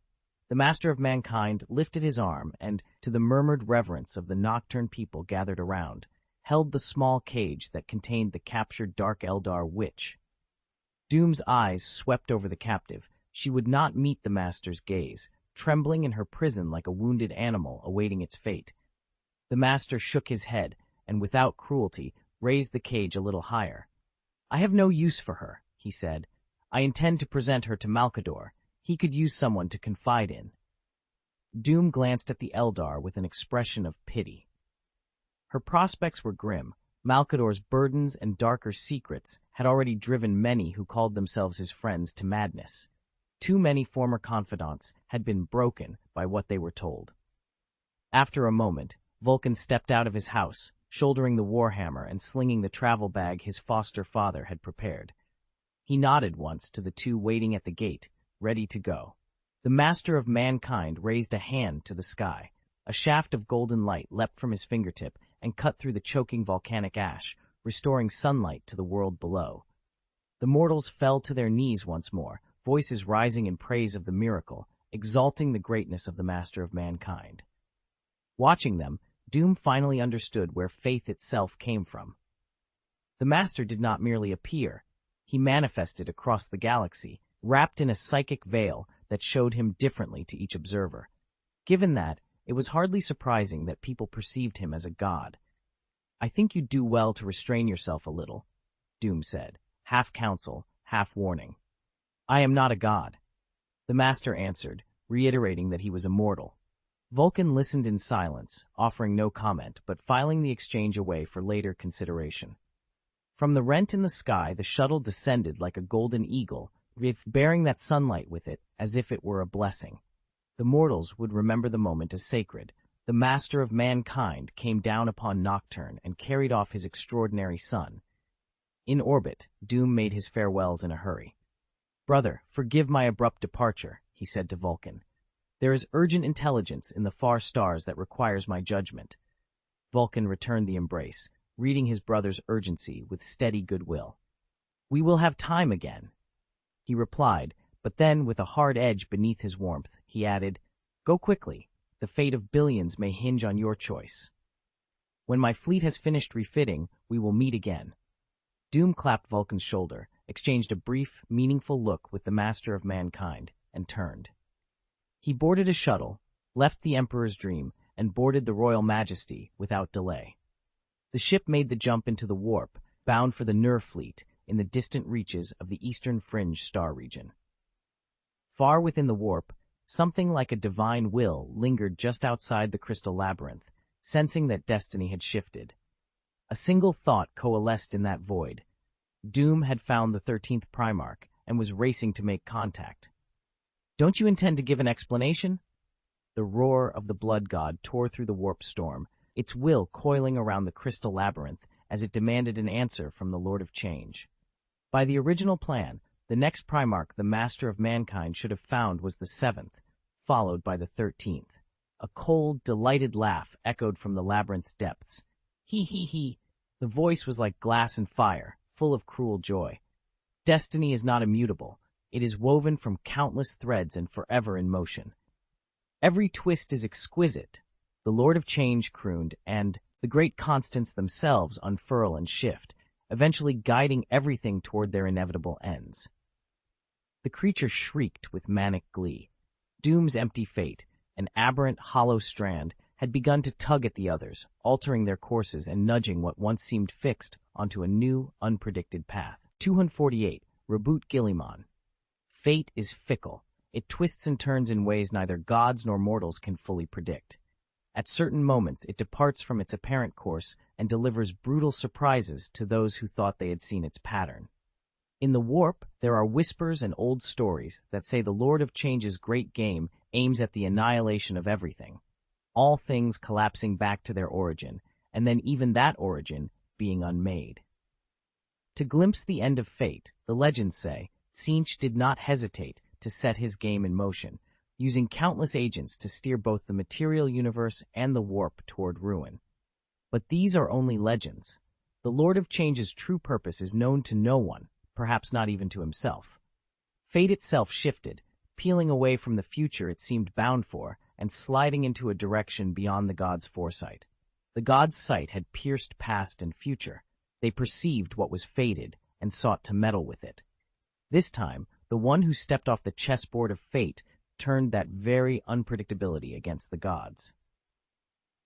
The 13th Primarch, meant by every plan and prophecy to be the 8th to return to the Imperium, became the 7th because of Doom's interference. The gods came calling, demanding answers. Naturally, they hoped the Lord of Destiny, Tzeentch, could supply one. Outside the Crystal Labyrinth, a hellish storm carried the Changer's reply like a lash. Fate is unpredictable. The words cut across the inquiries of the three gods and closed the conversation. It was an unsatisfying answer, one they could hardly accept, but it was all they could take. Reluctantly, they withdrew, their consciousnesses retreating into their separate divine realms. From there, they turned their attention backward through time, probing the Primarch's past to discover what made him so unlike any other. They found the beginning of his story. The amniotic pod, meant for the Emperor's laboratory, had been ripped away, severed from the warp, and cast out into the eastern fringe, into the world of Macragge. Macragge was one of the rare worlds to survive when the warp routes were cut and to remain intact in the storm's aftermath. Although Macrage's political institutions and technology had inevitably regressed, the planet remained comparatively stable. It did not fall into barbarism or ignorance. Industry persisted, and local self-sufficiency was maintained. The people of Macragge still knew themselves to be humans from Terra, aware that human footprints reached across the stars. By this era, they could no longer make true long-range interstellar voyages, but ships still sailed to nearby systems to trade and bring back news. The Primarch's arrival passed unnoticed. Only a court attendant, walking beneath the Hera waterfall, discovered a naked infant there. He picked the child up and carried him to one of Macragge's 2 consuls, a man named Connor. Connor accepted the foundling and gave him the name Robut Guilliman, hope in the local tongue. The consul grew deeply fond of his adopted son, but his duties left him little time for child-rearing. He entrusted the boy to his housekeeper, Lady Talisar Uton, a woman renowned for her gentleness, courage, kindness, and wisdom, and asked her to raise the child as her own. Lady Uton accepted the burden willingly. She tended to the consul's adopted son with painstaking care and poured all her affection into his upbringing. Guilliman grew unnaturally fast, his body developing far beyond that of ordinary children and his mind advancing even more. By 5, he already had the build of a young adult, but it was his silence and the depth of his stare that unnerved everyone around him. When those hollow, almost inhuman eyes fell on her, a chill rose in Lady Uton she could not shake. She found herself fearing a child she could not begin to understand. Guilliman was unlike other children. While they sought play and laughter, he pored over books of military theory, war, and philosophy. His thinking was direct and absolute, uncompromising, extra me in its judgments. Deep down, Lady Uton sometimes told herself he was a monster wearing human skin. Still, she kept to her duty. Despite her misgivings, she guided him patiently, trying to teach him the difference between right and wrong. For more than a decade, Lady Uton had held a single, stubborn impression of Guilliman, precise and unyielding, almost machine-like, seeing the world in stark absolutes of right and wrong. That image did not survive his first real command. When Guilliman led an army into battle, his actions shattered her prejudice and finally won her full acceptance. The campaign that made his name was a clearing operation against the barbarians of northern Macragge. After the warp routes were cut, scattered tribes had broken away and settled the wastelands to the north, launching constant raids on frontier towns and posing a serious threat to the stability of the planet. Putting a young man with no battlefield experience in command met with widespread resistance. The generals and rank-and-file officers were reluctant and distrustful. Still, Consul Connor's long-standing reputation for sound judgment carried the day, and they agreed, if reluctantly, to trust his decision. Lady Uton went with the army. She did not come to fight. She came to see what choices Guilliman would make under fire. Connor and Uton, who had raised him as their adopted son and watched him grow, never believed he would fail. In the end, the campaign won Guilliman great renown and erased the doubts that had shadowed him for so long. Guilliman's campaigns knew only one thing: how to win. Failure was not part of his calculations. Lady Uton had long worried about how her adopted son would force the barbarians to submit to Macragge, and those worries had only grown as the conflict began. But Guilliman's strategic certainty quickly dissolved her fears and forced her to see him in a new light. Where he led, Macragge's forces became unstoppable. Units that had once distrusted him rallied to his standard. Officers and common soldiers alike came to admire the calm, implacable logic of his command. In a matter of days, the scattered outer strongholds of the barbarians were taken. Guilliman then moved swiftly to encircle the enemy's main force, trapping them below the tribal waterfall. The men prepared to strike, blades sharpened, battle lines ready, when Guilliman issued a single, unexpected order. The army was to shift its march and strike elsewhere. Had any other commander given that command, leaving a surrounded enemy unassaulted, doubt would likely have festered into mutiny. But the sequence of victories behind Guilliman had earned absolute trust. The legions turned as one and swept toward the new objective. They captured the target without hesitation. What awaited them there, and the consequences of that seizure, surprised everyone. The place was cold and desolate, a sea of towering gravestones and broken monuments. Guilliman said nothing. He ordered his men to form defensive lines and prepare to meet the barbarians.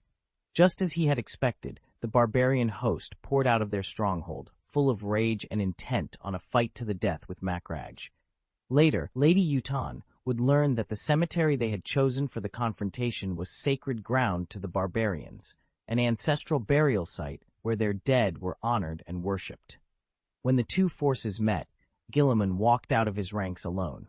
He leveled his short sword at the barbarian leader and offered an honorable duel. He knew the offer could not be refused. These people prized single combat above all. The leader answered as predicted. He strode forward, eyes burning with fury and a clear desire to kill. Steel flashed. The leader struck again and again, a storm of savage blows, but Guilliman never met them with blades of his own. He simply moved, sidestepping, slipping aside, letting the other's momentum carry him past. The leader threw himself into the fight with everything he had, until at last his arms trembled and his breath came ragged, strength drained from him, and he dropped to one knee before the lines. Guilliman stood in the hush that followed, the cheering of his troops rising behind him. He approached the wounded leader, looked down at the exhausted, fragile man, and reached for his waist. Lady Uton turned her head away. She couldn't bear to watch what was about to happen across the lines. In her mind, she saw blood spurting, Guilliman executing his opponent and tearing off his head as a public proof of victory. She only glanced back when a ripple of exclamations ran through the ranks. Something had changed. Guilliman had taken a metal ring from a pouch at his waist and walked out between the two battle lines to hand it to the enemy leader. He stood there, exposed to both sides, and explained the ring's history. It was the symbol of the king of the barbarians. Whoever wore it among the tribes was acknowledged as their rightful sovereign. Long ago, when the barbarian nations had fallen into decline, a consul from Macragge had taken the ring and used it as a badge of personal honor. In time, Macragge forgot it. The ring disappeared into the dusty annals. Repeatedly, barbarian warbands had pushed against the borders to reclaim that symbol and so re-elect a king. Guilliman, having read and memorized the old texts, knew the ring's meaning and had come to return it. With the ring returned and the honorable duel lost, the barbarians naturally ceased hostilities and made terms with Macragge. Lady Uton watched the tall figure, and a smile came to her face. She was proud. Guilliman had won. In him, her remarkable adopted son, she saw the best of humanity. He could have razed the barbarians to the ground, but he chose otherwise. Guilliman used wisdom and strategy to limit the killing and to win people's hearts. He was not a ruthless engine of war. He understood its cruelty and treated battle as a tool, painful but necessary, toward a single end, peace. He had shown force at the outset, then shifted to conciliation to address the root causes of the conflict. In doing so, he turned victory into reconciliation and earned widespread praise. When he returned in triumph, Lady Uton no longer feared him. She embraced him as her proud son. Guilliman continued to prove his extraordinary abilities, time and again finding a balance between warfare and mercy. Those days, however, did not last. His adoptive father, Consul Conor, was assassinated, murdered by another consul, and the peace they had forged was about to be tested. 249, son of Macragge. When Guilliman learned that his father had been murdered during another triumphal return, he lost control. He ran to the courtyard bloodied and frantic, fury and grief driving him like a storm. Conor lay not yet cold, poisoned, breathing shallowly, and to Guilliman's horror he lifted a pistol and aimed it straight at his son. Not to kill him, but to hold him back. Conor would not let him come near. He would not let his son touch him and risk being tainted by whatever had taken the elder's life. In that steady, uncompromising look Conor fixed on him, Guilliman felt something he had never allowed himself to feel before: sorrow. All the easy denials he had used to keep death at bay collapsed in an instant. Connor had once told him, in passing, that men die. Gilliman had heard the words and moved on. Now the truth stood exposed, raw and final, in the dying light on his adoptive father's face. Connor managed a last deliberate motion. He handed Gilliman a coin, small, weathered, a last clue to the crime. Then he took one final breath. There was no speech, only the weight of the gesture. The truth came together quickly. The coin carried the mark of another Archon, Galen. Galen, furious at Connor's reforms and the way those policies had helped the common people, had arranged the assassination. Gilliman, sword in hand, stormed into the council hall, every line of his face twisted with rage. There, before the council and the elders, he stared down the man who had killed his father. Galen, however, was already at work spinning a story for the elder, claiming that Connor and Gilliman had been plotting rebellion and trying to turn the court against them even as the blood was still warm. As the hall sank into a tense hush, Galen turned sharply and saw Gilliman standing before him. Suddenly, he knew his death was at hand. Gilliman's voice tore through the silence as he accused Connor of betraying Macrage's traditions with reforms that favored the people. Fury flared in him. He sprang forward, seized Galen by the throat, and drove his short sword toward the assassin's chest, intent on ending him then and there. The council elders cried out. Galen shut his eyes and braced for the torrent of blood he expected. It never came. The blade stopped an agonizing hair's breadth from his heart. It had pierced cloth and nicked skin, but a little more force would have gone home. Gilliman's eyes burned. His hand trembled as he drew the sword back and in a low, controlled growl said, "I cannot kill you. It is the Senate's duty to judge you. I have no right to take your life." He laid the short sword on the floor, straightened, and stared at the gathered elders. It wasn't that he lacked the desire. He had wanted to wipe away his father's murder with Galen's blood. But reason and the rule of law held him back at the last instant. The instant Gilliman's sword flashed, his brilliant mind understood the cost. If he killed Galen now, everything his father had built would be for nothing.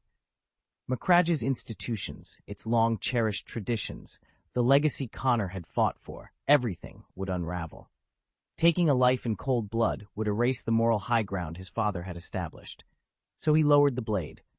The gesture was unmistakably honorable. The elders in the council hall, who had watched the scene with taut faces, visibly shifted from doubt to respect.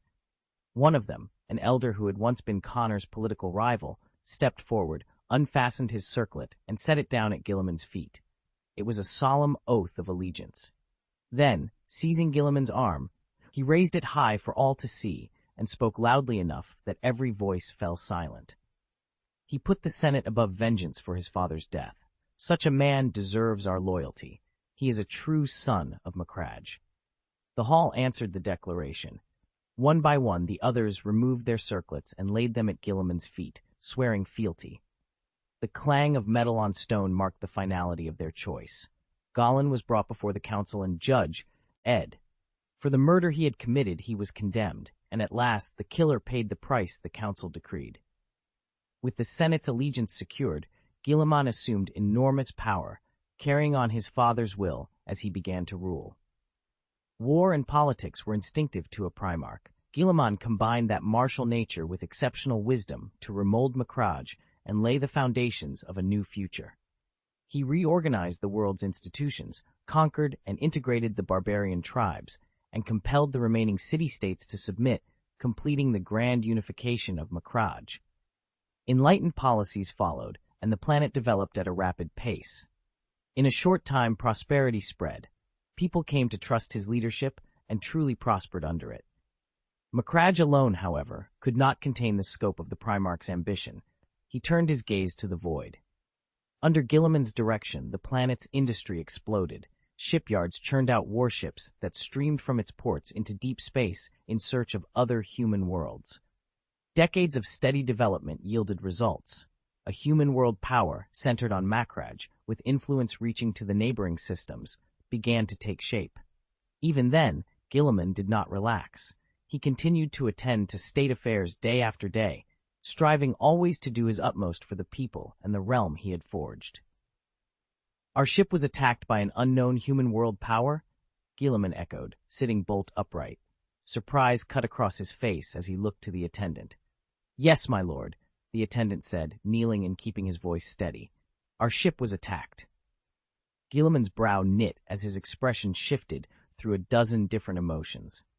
After a long, measured breath, he rose and, with a hint of steel in his voice, said, "Very well. We go ourselves. I want to see it with my own eyes." His mind was already racing. A conflict between Macragge and some unidentified human polity was no small thing. It could become a major crisis. Yet when the attendant had first reported that the ship had encountered an external force, Guilliman had felt a small, private thrill. It meant humanity was still pushing outward, still probing the void for potential human worlds. That was the hope he liked to see. Exploration, expansion, the extension of civilization into emptier reaches. Then the rest came crashing in. A ship attacked by other humans. The notion jarred him. He could not imagine why humans, especially those on an exploratory vessel, would open fire on a Macragge fleet. An exploratory ship ought to carry goodwill or at least neutrality. The idea that it would be the aggressor made no sense. Questions piled up in his head faster than answers. Who had the ship belonged to? What provoked the assault? And what were their motives? For now, the truth remained frustratingly unclear. He tore across the orbital dock, boarded the first available starcraft, and set a course for the point of origin. As strategist and ruler, Guilliman could not afford to wait. He needed to see for himself how the engagement had started and what its consequences might be. From the evidence already coming in, the danger was clear. The attacking fleet had not slipped in from a neighboring system. It had come from far beyond, almost certainly using the lost art of warp travel to cross untold star systems. If that was true, the invaders would possess resources and technologies Macragge had not anticipated. Could the planet withstand an enemy armed with what warp access could provide? The question hardened his expression. He leaned forward and said to the captain, "Hurry. We must get there fast. An unprecedented crisis is about to erupt." The captain heard the urgency in the King of Macragge's voice and wasted no time. Engines were pushed beyond normal limits, and the vessel accelerated toward the conflict zone. Out in the cold black, two forces tore into one another with brutal efficiency. A Nur scout ship skulked through the battle, slipping in and out of cover and matching its maneuvers to a larger Eni, my warship, to avoid being isolated and overwhelmed. Around them, broken hulks drifted like dead ghosts, wreckage from countless ships. The scout ship strikes were devastating. Whole classes of warship drifted ruined, testament to the merciless efficiency of the engagement. "Star system transmission sent. Fleet support is en route," crackled the comms. On the enemy battleship, the 5 night watchmen held their positions against a surging mob. Sparks spat from damaged railings, and the hull shuddered with each impact, but they would not yield. A veteran night watchman bellowed over the chaos, both to steady his men and to damn their foes. "Those wretches, enslaved by the Randon, mark my words, they'll pay." The mission had been King Nawick's. He'd ordered a small night watch squad to set out in a scout vessel and hunt for any trace of the Randon. They dropped out of the warp into an uncharted star system and, during a broad sweep with their sensors, picked up signs of human activity. The scout hailed the unknown ship, presenting themselves as fellow humans and requesting to board for parley. The invitation to talk was a ruse. Since Doom's return to Nur, the Stone Men had engineered diagnostic tools designed to reveal Randon infection. The tests detected characteristic reactions of Randon neurofluid within a human host. The Night Watch needed to know whether these people were victims or already turned. The other ship accepted the boarding. 5 Night Watch boarded, accompanied by a handful of mortals and the specialized scanning equipment. Pressed into the enemy vessel's corridors and facing a crowd driven by fear and whatever influence the Randon had sown, they prepared to do what they had been sent to do: find the truth, whatever the cost. Covert scans showed no trace of a Randon infection. What the Night Watch did pick up, however, was the origin of their attackers. Macragge, the heart of a resurgent human authoritarian power, rising again under a charismatic leader and pushing its reach into the void. They were still preparing to depart when the Macraggan force struck. As the boarding parties closed, the enemy fleet in the void opened up in unison.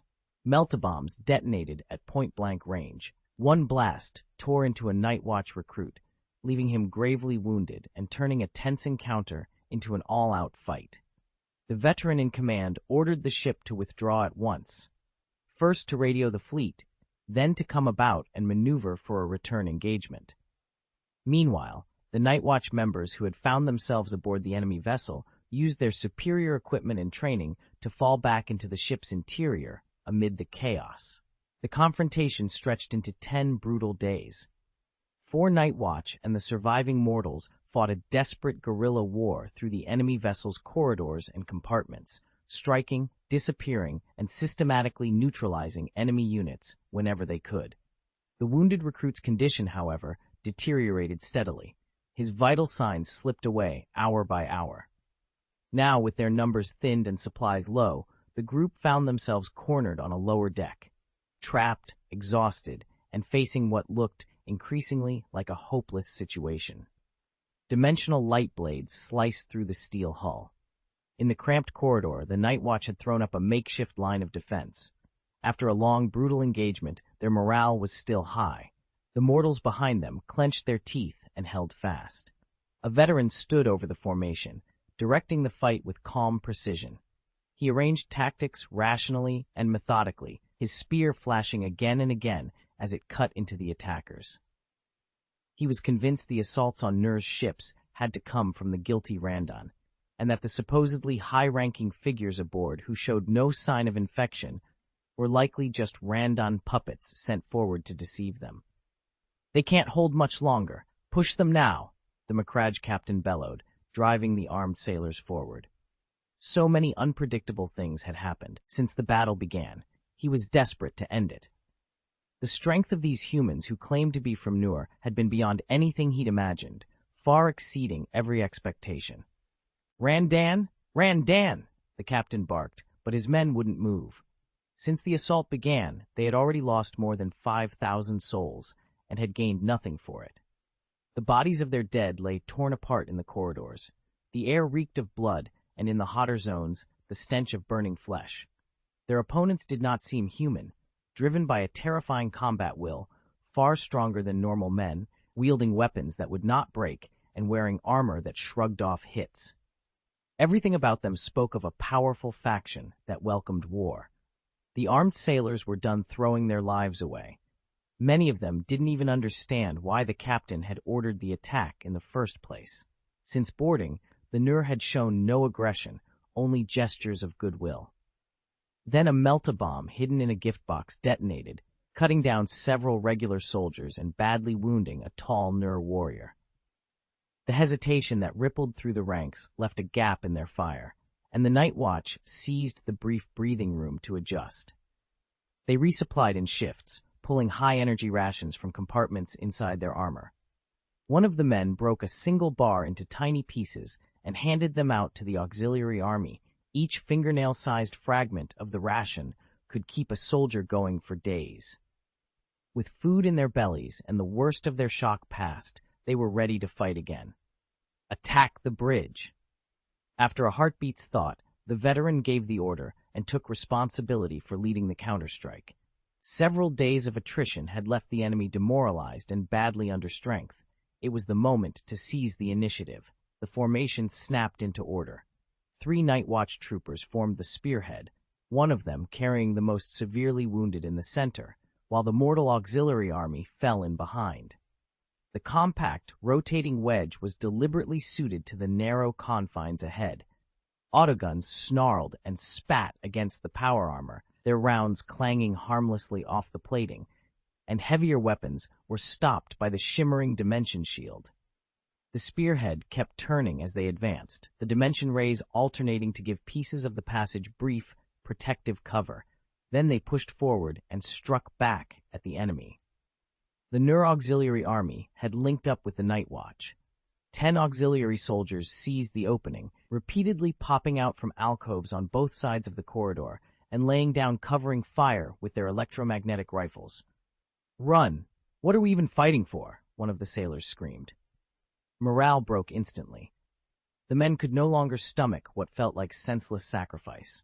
Grief and anger bubbled up in desperate cries. Surrounded by enemies pressing forward and watching comrades fall, the sailors lost their nerve and crammed into a corner of the ship's passageways.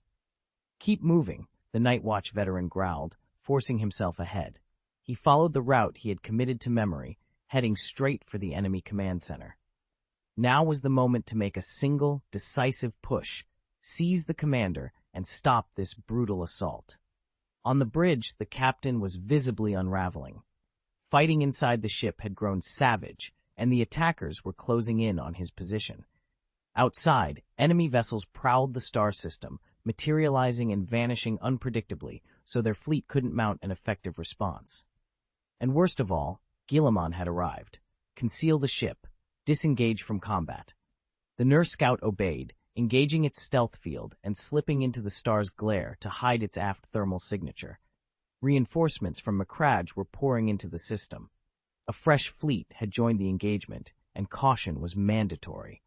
Guilliman frowned at the scanners. As his forces came through the system, the supposed attacker simply vanished from the display, as if it had never been there. He watched the hollows feed, his jaw tightening, his hands clenched until his knuckles cracked under the force. Rage flared at having been deceived.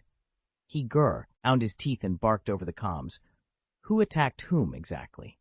He, Guilliman, King Nowick of Macragge, the great regent, felt insulted, his intelligence trampled, humiliated.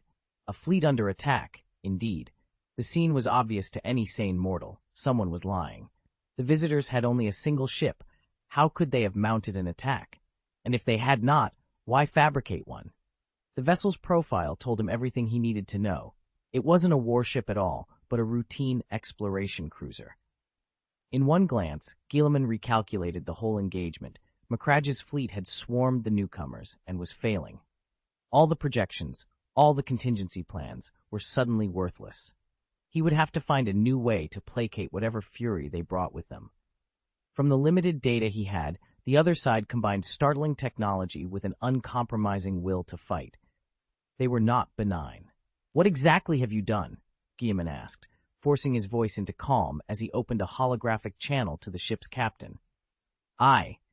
The captain's face was white with panic. He was about to answer when a shrill alarm cut across the bridge.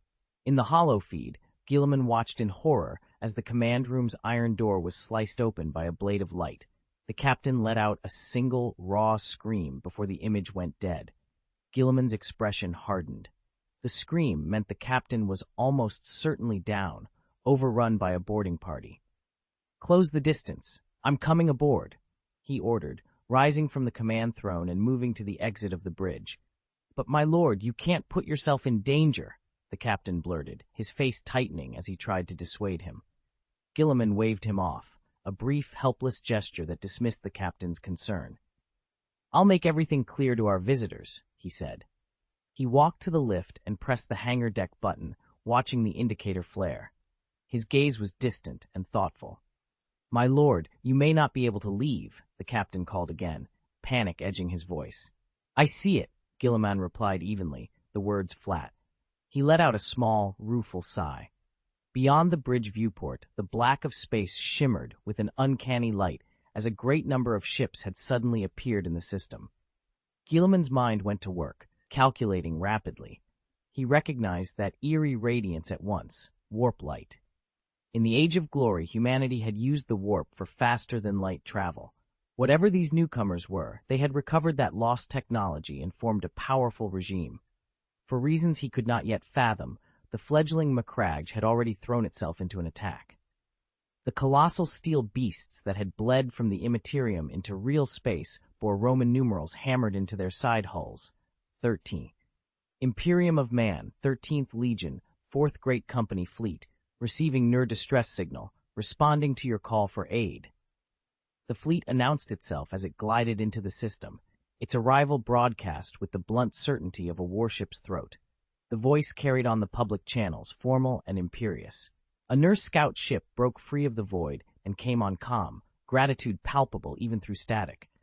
"The Nurse Scout thanks you for your swift aid. The despicable Randan, they ambushed us." It was a short, furious report. The Nur explained that the attackers were from a human faction called Macragge, a force they had classified as Randan, outlaws or worse in the Nur vocabulary, and that the matter needed to be dealt with decisively. Guilliman leaned forward, ears straining. He did not dare miss a single syllable. From the broadcast, he pieced together what little the message offered. The new arrivals were part of the Imperium of Man, a 13th Legion fleet, a branch contingent come to answer a call. The Nur, whose ship had sent the distress signal, stood in long-standing relation with the Imperium, hence their appeal for Legion support against the Macrage aggression. The Legion had answered the distress call, dropping out of the warp, to aid the Nur vessel. Guilliman absorbed the incoming reports in an instant, and what he saw made his heart quicken. First, the Imperium's military strength was staggering. Even a single full legion committed to an operation represented a force of almost unfathomable scale. Second, the Nur were not just victims, they were searching for something called the Randan. Worse, the fleet that had struck them had already been classified as Randan. Guilliman did not yet know what the Randan were, but the designation carried a clear menace. Randan? Are you sure? The question rang through the public channel. It came from the 13th Legion of the Imperium and betrayed a tone of genuine alarm. The news spread like wildfire through the fleet. Everyone remembered the Battle of Moors. Intelligence and after-action reports had been circulated to every legion. 2 Primarchs had coordinated responses. The 1st and 6th Legions had been committed, and the Nur First Fleet had fought alongside them to drive the threat back. The Randan had been named an enemy of the Imperium. Under Imperial decree, every ship was charged with seeking out the Randan and giving them no quarter. Now that a Randan fleet had been located, there could be only one course of action: swift, decisive, and total annihilation. The captain of the Nur scout ship answered without hesitation. Yes, those are human forces, but they're acting under Randan's command. Who else would bait a Nur vessel and then turn on the night watch than Randan himself, brazen, vindictive, nursing a long-standing blood feud with King Nawik? The captain's voice was hard with resolution. Decisive action was required. Besides, Macrage had struck the Nur ship first. That made any retaliation emotionally and logically defensible. Channel open. We'll coordinate to root out Randan, he announced. Across the cold void, the commander of the 13th Legion listened, then replied with an icy terse message. Roboute Guilliman, having heard the initial exchange, cut in urgently on the public frequency. Hold on, he said. Macrage is not Randan. They are legitimate human forces.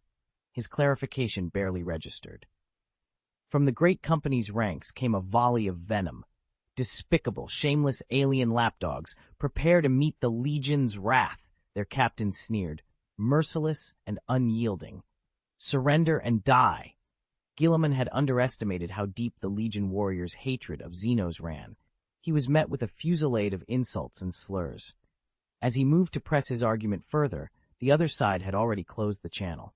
The transmission went dead, leaving his explanation hanging in the void.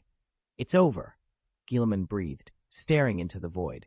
The massive fleet was shifting its formation, tightening as it closed in on their position. Good heavens, the son is fighting the father, he thought, incredulous. Is Angron really so far gone? Everyone keeps shouting, save him, but what could be done now? 251. Can't fool us, the 13th Legion, one of the Imperium's most feared fighting forces, was known for the ferocity it brought to battle.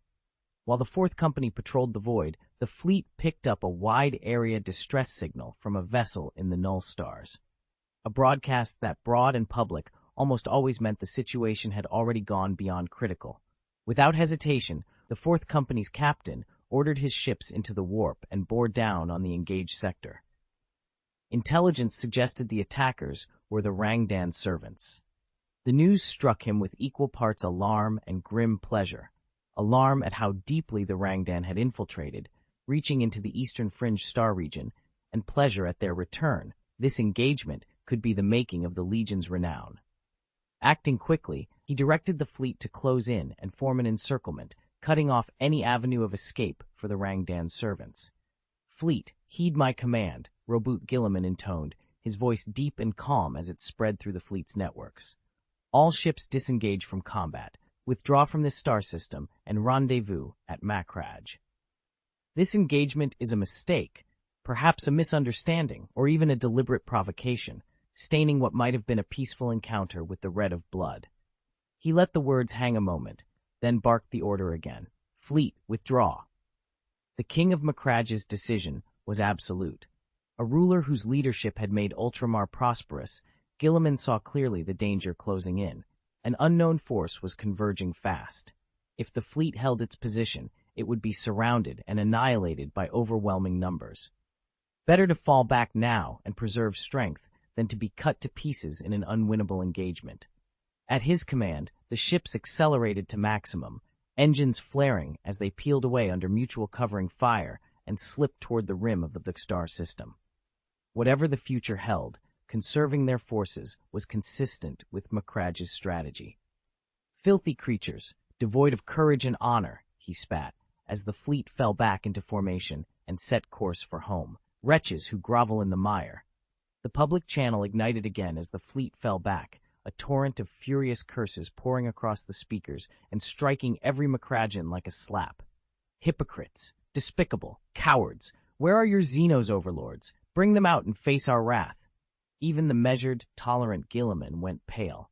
His fingers curled into fists. Anger rose in him like a fever. Part of him wanted to snap, to surge forward and let iron and steel answer insult, punch the provocateur's face, tear out his tongue and make him choke on humiliation. Reason, though, kept a hard hand on him. He had to think bigger than retribution. A rash response here could spark a war between empires. He forced himself to breathe slowly, drawing cold air into his chest until the burning subsided. He gave crisp orders and watched the fleet begin to carry them out. He had no intention of feeding the public channel with counter-insults. The other side had cut off two-way communication and were only throwing vitriol. Still, he listened, quietly, constantly, gathering every scrap of sound and building a mental picture. Guilliman's jaw tightened as the pieces fell into place. He understood the situation now, and the restraint he imposed on himself was deliberate. Not weakness, but choice. The vanguard fleets of the Imperium of Man and the Null Stars combed the void for the Rangdan, a dangerous, mind-controlling Xenos whose very existence threatened humanity. The order was simple and absolute. The Rangdan must be annihilated. Yet everyone's trust was frayed. For reasons still unknown, the Macrage fleet had recently opened fire on the Null Stars and been branded Rangdan servants by both sides, making an already dangerous hunt more complicated and more suspicious. Robout Guilliman stood before the bridge holomap, watching the blue arcs of his fleet threading their way out of an encirclement. The projection pulsed with the paths of dozens of vessels. Red trails converged on a single point. Determination hardened his features. He lowered his voice and issued a terse command. "Captain, bring us closer." He tapped the holomap and pointed at a dark, occupied warship at the center of the enemy trajectories, a friendly vessel that had gone silent but remained a focal point of the battle. The ship's icon was ringed by incoming vectors and impact warnings. The captain felt panic flare, then forced it away. Duty would not allow fear to show. He answered with a forced stiffness in his neck and voice. "Sir, we might not return from this." Guilliman's gaze did not waver. The fallen warship was no mere casualty. It was a prize and a magnet for enemy fire. Several hostile battle groups were plotting intercept courses toward it. Whatever, or whoever, held that ship had drawn the conflict's teeth, and Guilliman was resolved to go where the fight was fiercest. "I understand, Captain." Guilliman gave the middle-aged man a reassuring smile. "That is the root of the conflict. I must go and learn what caused the incident." The captain returned the look without hesitation. "My safety, or even the loss of this ship, matters far less than the security and future of Ultramar." The thought that haunted Guilliman was hardly rhetorical. If whatever had happened at that downed warship could not be resolved peacefully, what terrible retribution might fall on their homeworld? The captain said nothing more. He traced a navigation route on the holographic chart and ordered the engines to burn for maximum speed. Luckily, the star system containing the crashed vessel lay relatively close. They would reach it before the Imperium of Man could respond. "Power down weapons systems," the captain barked. "Activate identification beacons and broadcast a no hostility signal." One order followed another as he acted on his judgment, doing everything in his power to convey the ship's benign intent. Gilliman nodded again. The captain's effort was genuine and thorough, but not everyone saw it that way. To the Legion captain, and to many others, anything bearing the name Rangdon had long since become a byword for perfidy. No amount of courtesy or open-handedness could erase the suspicion that had settled over them. Harmless signals and disarmed weapons had only been the opening act of a deception. The Null Stars had already explained what had happened before. Macragge had tricked them into boarding, then at close range had struck without warning. Was this not the same pattern playing out again? First, pretend to be harmless. Then, when the Imperium relaxed, deliver a lethal surprise. Once bitten by a snake, a man will fear a rope for 10 years. The Imperium would not fall for such tricks twice. The Legion would not hesitate. Plots and schemes will not fool us. The captain's voice was iron. He gave the order with absolute certainty. Disable their ship, keep them alive if they want to beg and lie, put them in a cage and let them talk. Lances of light cleaved the void, cutting toward the intruder to keep it from closing on the derelict. Fighters screamed from the hangars, bristling with anti-ship missiles, each pilot determined to see the enemy sunk. Beep! Beep! Alarms shrieked through the command ship. Consoles vibrated. Red and green lights flashed in harsh succession, mirroring Gilliman's shifting expression as the situation evolved. He felt the weight of the Imperium's resolve around him. Once a target had been identified, that furious fleet commander left no room for doubt. Multiple deck sections compromised. Their technology far outstrips ours. Reports came in over and over from the bridge, the voices threaded with fear. As we close, their weapons will only become deadlier. Raise shields. The captain's order cut through the panic. It drowned out the sobbing and set the crew moving with a single, grim purpose. I leave this to you. I must prepare to board. Roboute Gilliman said nothing. He was a pillar of calm as he strode toward the elevator, F5, ace unreadable. Before the doors slid shut, he turned, and his voice, low and resonant, carried back to them. May the glory of Macragge endure forever. The captain returned salute to the towering figure with a look that held no terror, only the steady composure of men who have accepted what must be done. Around them, everyone felt the same steel resolve. They all understood that whatever happened in the negotiations to come, that derelict would not sail home. If the Imperium chose to be merciless, dense lancefire would tear the hulk apart without hesitation. Above them, the battle fleet moved with brutal purpose. Warships of the 13th Legion and the Macragge battle line closed in, using the derelict as a focal point.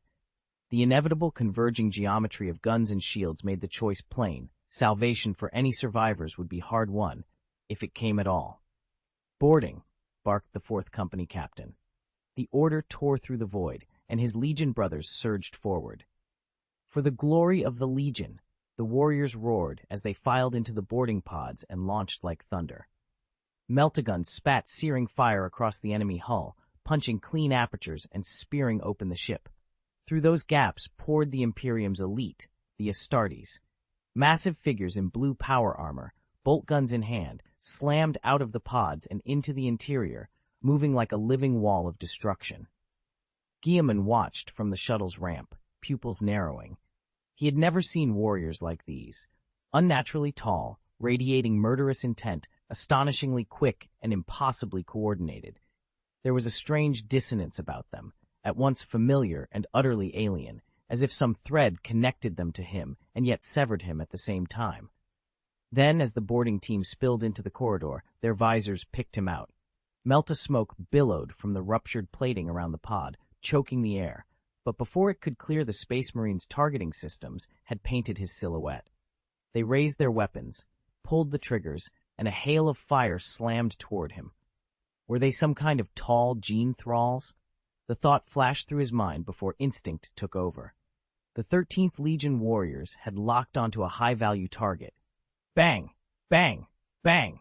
Through the smoke, Gilliman picked them out, at least 6 armored figures, firing in unison.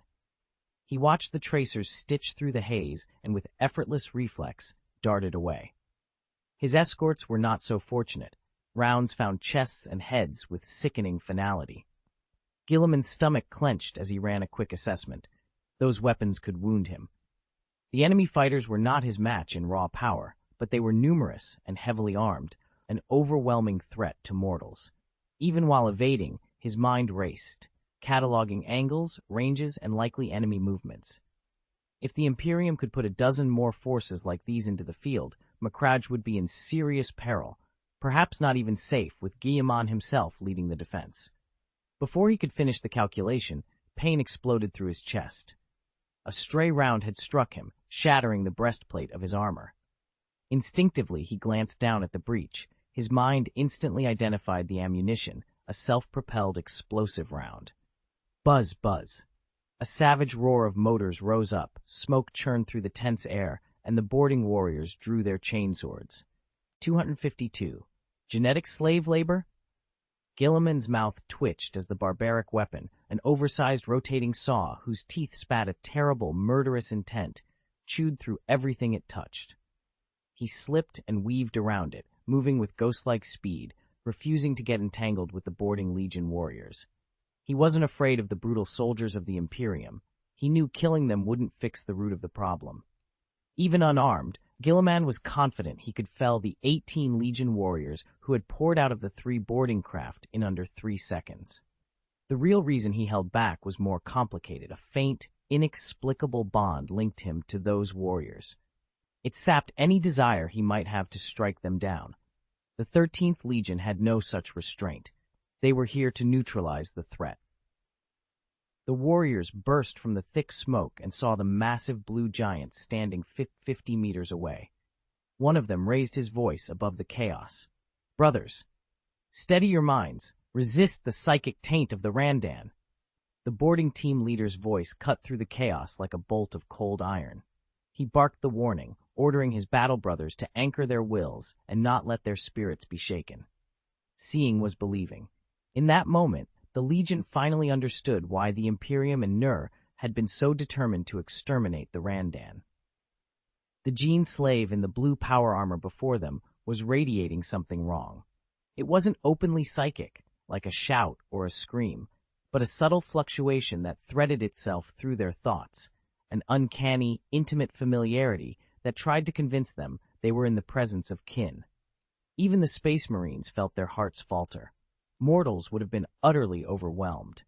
Had they not been forewarned about the Randan's pollution, some of the brothers might have fallen to their knees and worshipped him as a Primarch or a Gene Father.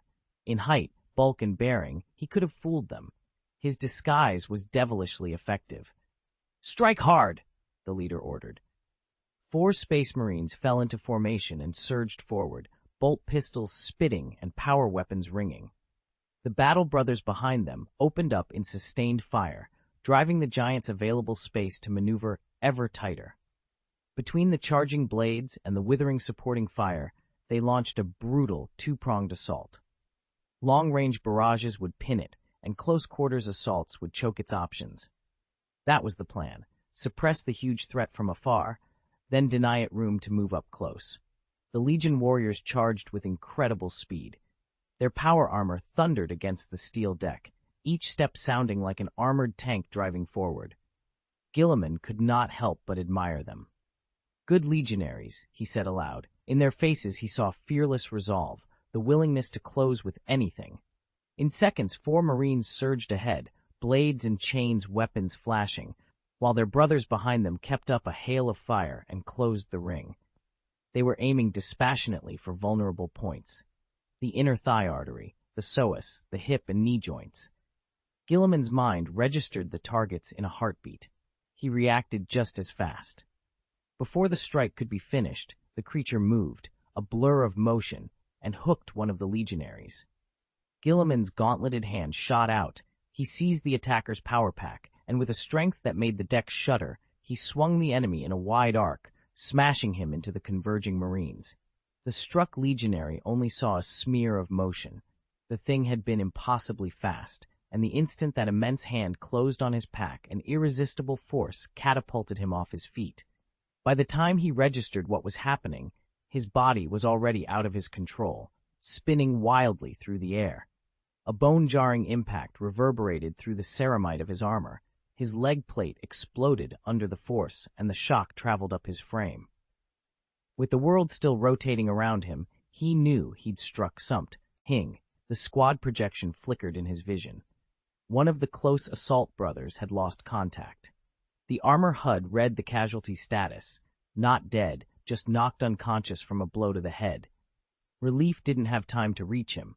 His power suit screamed an overload warning. His vision smeared to black, and blood ran from his mouth and nose as consciousness left him. Gilliman had dealt with the rest in less time than it took to bleed out.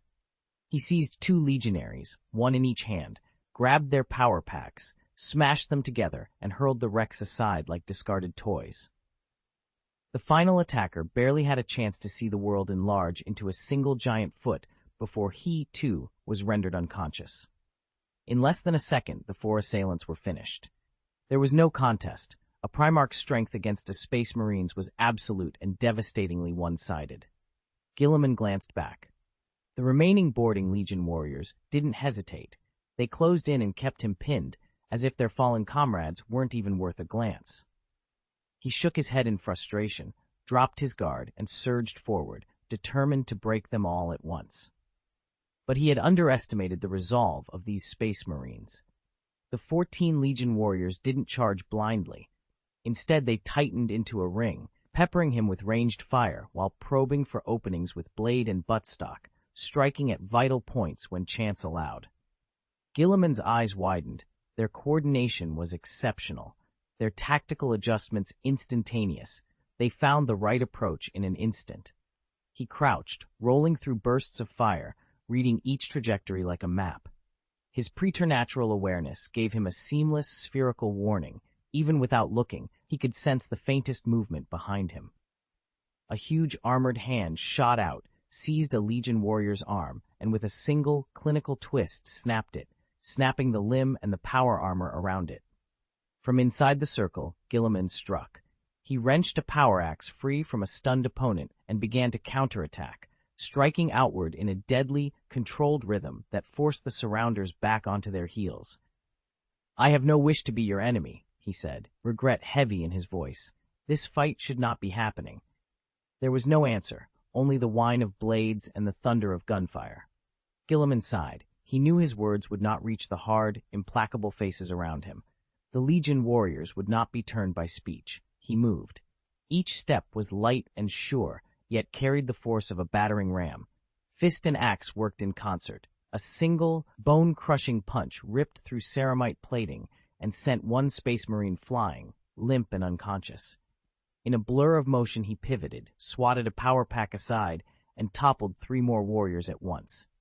The haft of his axe spun, cracking a helmet to shards and revealing a face frozen in stupefied disbelief.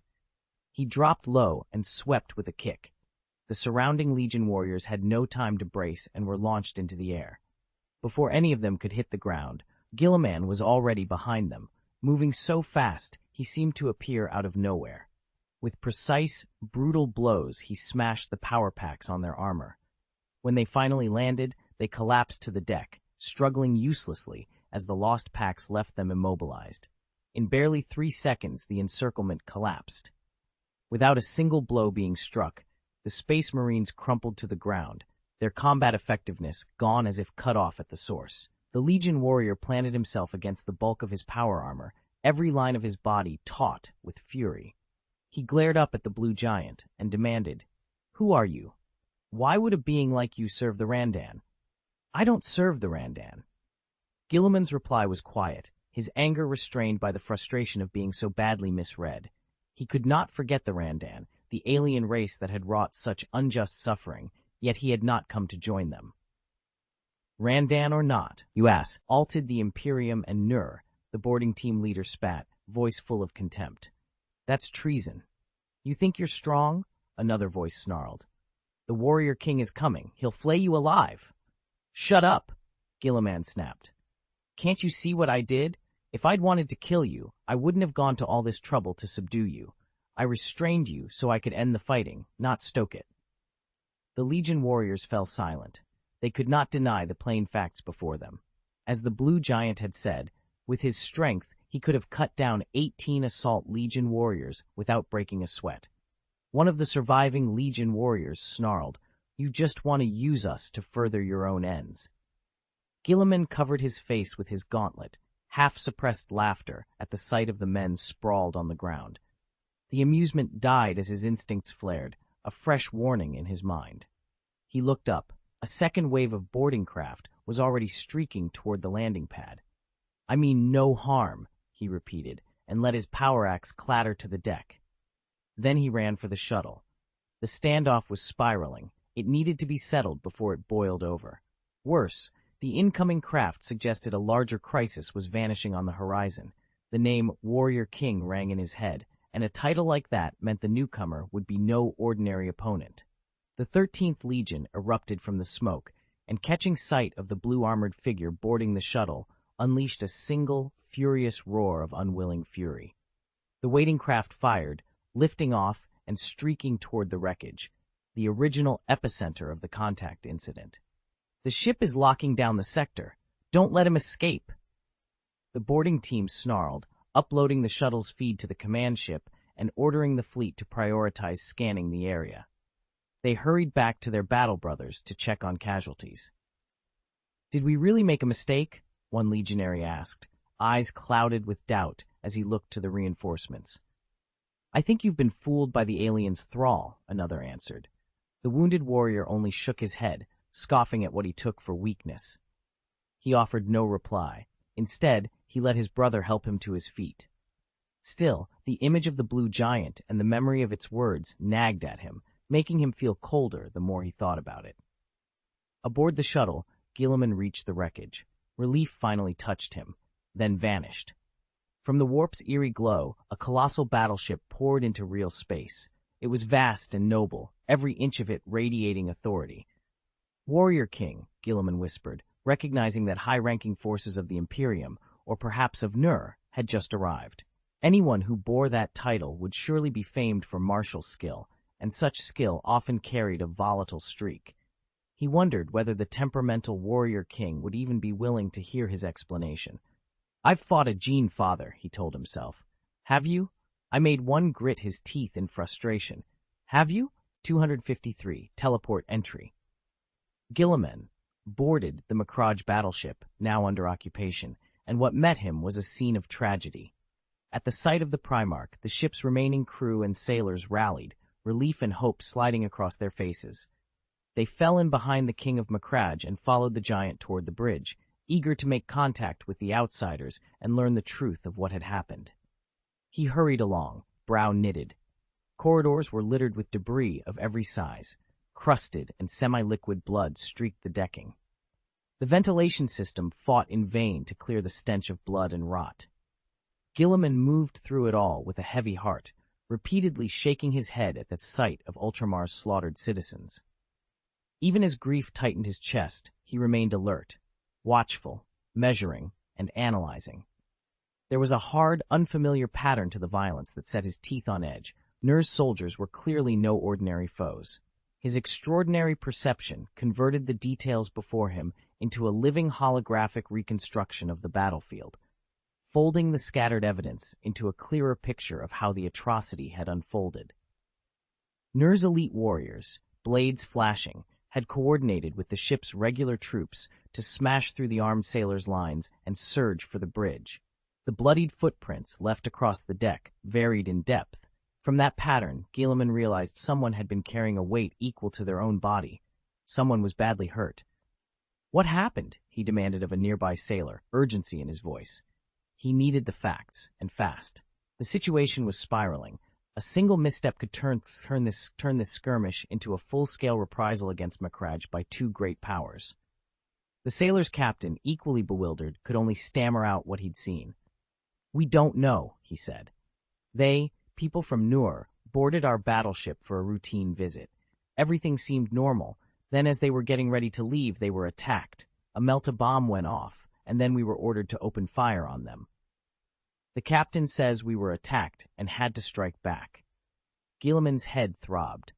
The report offered almost no useful detail, but one thing was clear. Macragge had been the aggressor. The captain's will had swept through the ship, turning every system and crew into instruments of a single, targeted encirclement. Why the visitors from Nur had been singled out Only the captain knew. He and he alone had set these events in motion. Not good. Gilliman's voice was low and sharp as he launched himself toward the bridge like an arrow. His warning and command rattled down the corridor behind him. Everyone stay here. If anyone else boards, do not stop them, and do not show hostility. He left rapid, precise orders in his wake to prevent the situation from spiraling further. Urgency drove him forward, so fast he blurred and left several afterimages behind. Revered as a god on Macragge and accustomed to feeling invulnerable, Gilliman felt something unfamiliar and terrible in his chest. For the first time, he found himself praying, silent and desperate. Please don't die. The captain who had given the attack order was the cause of this crisis. He could not be lost. If he died, all the blame would fall on Macragge, and the Imperium of Man and Nur would unleash their wrath on innocent people. Relying on his knowledge of the ship, Gilliman moved quickly and reached the bridge. The heavy steel door had been cut open. "Stop!" he roared, bringing the armed sailors to a halt as they prepared to surround the bridge. A sudden surge of danger hit him. His instincts screamed a warning. He froze for an instant, then darted aside. A flat, blue, insubstantial beam grazed his sleeve and drove clean through the deck where he had just been standing. When the initial shock passed, Gilliman understood the true nature of the situation. What had looked like a siege was actually a massacre. The sailors were pinned and cowed, too terrified to show themselves. Even behind flimsy cover, shredded bodies lay in heaps. No one dared enter the firing arc coming from the cut in the bridge door. The weapon that spat the azure beam ignored armor and barricade alike, suppressing entire squads without mercy. At the sound of his roar, the sailors turned. When they saw the towering figure of the King of Macragge, panic in their eyes was briefly replaced by a flash of relief. "Sir, they've taken the captain." Gilliman raised a hand to stop the sailor. His stern face softened the slightest fraction. The report was better than it might have been. The captain had been seized, not killed. He stepped partly out of the line of fire and changed his tone, making it as gentle and conciliatory as he could. "Friends from Nur," he announced, and then quieter. "This conflict is either a misunderstanding or someone's selfish choice. Can we talk?" As a Primarch, gifted with the Emperor's extraordinary charisma, his voice carried down the corridor with a ringing, sincere authority. The area outside the bridge went still, waiting. From within came a flat, icy reply, thick with distrust and scorn. "Put away your tricks. We won't fall for that again. Only Nur's wrath awaits you." Another voice, harsher and triumphant, added, "King Nowick is already here. He will swing the hammer of judgment and crush your hypocrisy and filth." "If you mean to attack, then come," someone inside shouted. "The Night Watch are not weak, and we fear no one." Gilliman stood mute in the corner, a slow, heavy sigh escaping him. Once trust had been broken, he knew it was almost impossible to put back together. Nur's guests had come with open hands and good faith, and the people of Macragge had repaid them with betrayal. That treachery had split trust in two, leaving a chasm that would take a very long time to bridge. "Lord Gilliman, save me." A voice cut through the room from the bridge, panicked and pleading. The captain recognized it at once. "Shut up!"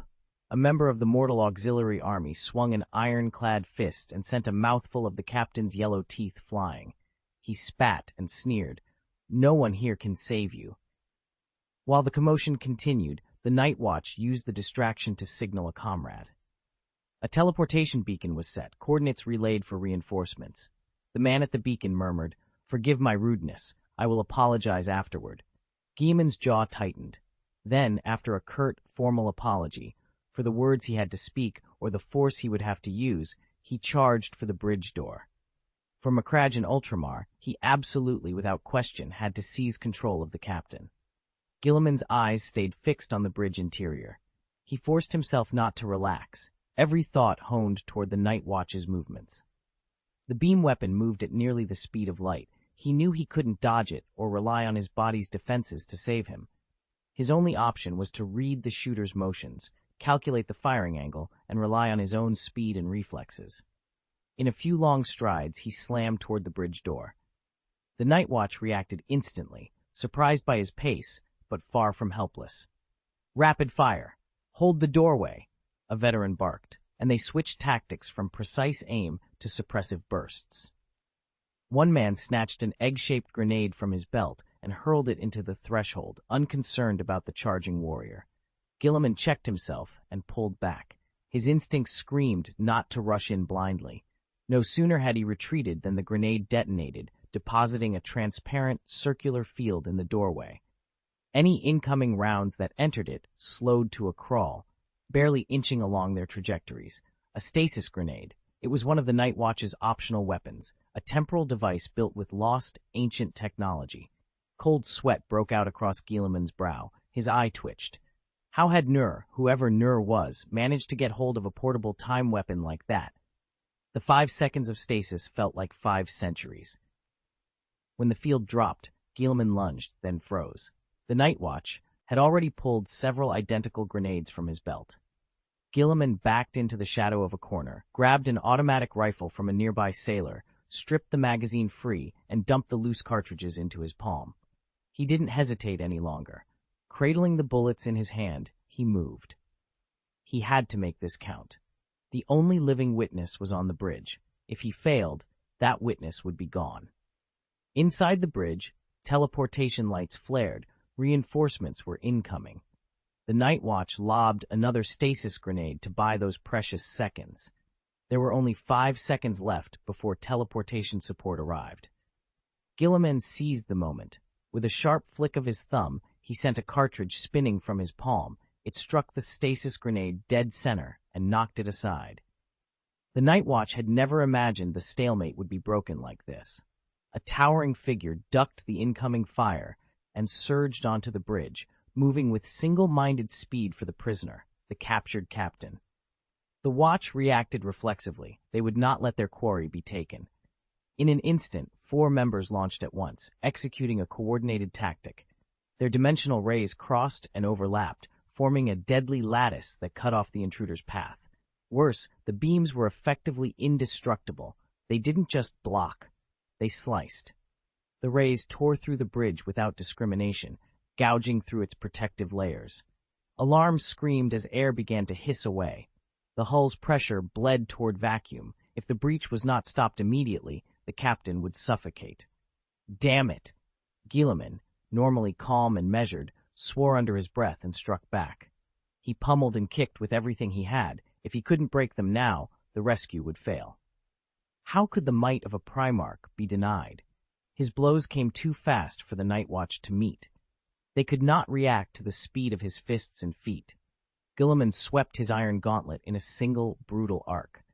The first warrior's head snapped under the blow, and he crumpled, unconscious. Guilliman followed through with a savage kick to the abdomen, leaving a dent in the power armor. The shock to the internal organs robbed the man of any will to resist.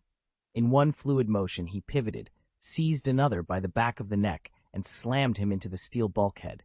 The impact put him out cold as well. "I mean you no harm," Guilliman said again, then reached for the throat of the warrior, whose armor differed from the others. His hand closed, just as the teleportation light on the bridge flared brighter, and a tall figure materialized in a flash of white. Every hair on Guilliman's body rose. His internal alarm screamed. Every instinct cried out to flee.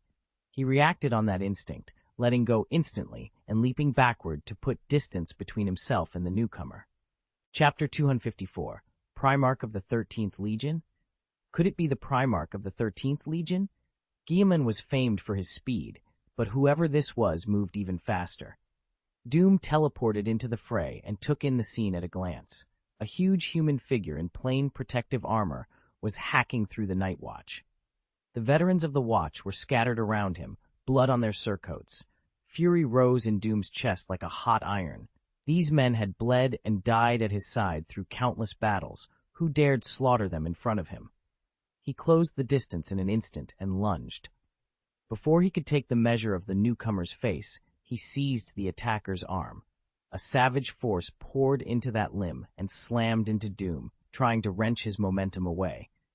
Doom planted his feet and met it. His left hand locked onto the man's plated forearm like an eagle's talons, fingers sinking through the seams of the armor as though it were cloth. With his right arm, he came down like a warhammer. an impact that drove through metal and bone. The attacker's right shoulder exploded under the blow. A sickening crack told Doom the collarbone had shattered. The sound of breaking bone hit him first, an ugly, intimate crack that traveled through bone faster than sound through air. Gilliman felt half his body go numb, bones shearing through muscle as ligaments tore and blood vessels split. Pain flooded him, but instinct cut through it. He struck back. He swung his left arm, every muscle wound tight, pouring everything into one desperate, mountain-splitting punch. The blow slammed forward and was caught in a huge, unyielding hand. For the first time, Gilliman saw his attacker up close. Black hair, black eyes, a rugged, heroic face twisted into something feral. Rage burned in those eyes as if it could tear him apart. He opened his mouth to speak. "I." But whatever words he had died on his tongue. There was no time for explanations. Two tremendous forces met in an instant, and Doom closed the distance with a brutal headbutt that cut him off. Their heads crashed together with the sound of struck metal, not flesh on flesh, but a ringing clang, and a searing white light flared at the point of impact. The blast of compressed air that followed was like a gunshot. Gilliman's protective helm exploded apart, and his face was bared to the battlefield. Blood spurted from his 7 orifices. His thoughts scattered, his eyes rolled back, and for an instant he teetered on the brink of unconsciousness. Then the Primarch's prodigious constitution forced him back. Instinct and muscle stitched his awareness together while memories flickered through his mind. The lean indifference that had shaped him, the rare moments of laughter, the stern face of his adoptive father Connor, the gentle smile of his adoptive mother Udun. He saw his mother waiting for him to return. He saw Macragge, the realm that could not be left to fall. He must go back. "Humph!" Guilliman let out a roar that was half animal, half calculation, a release of all the fury that reason and love had kept in check.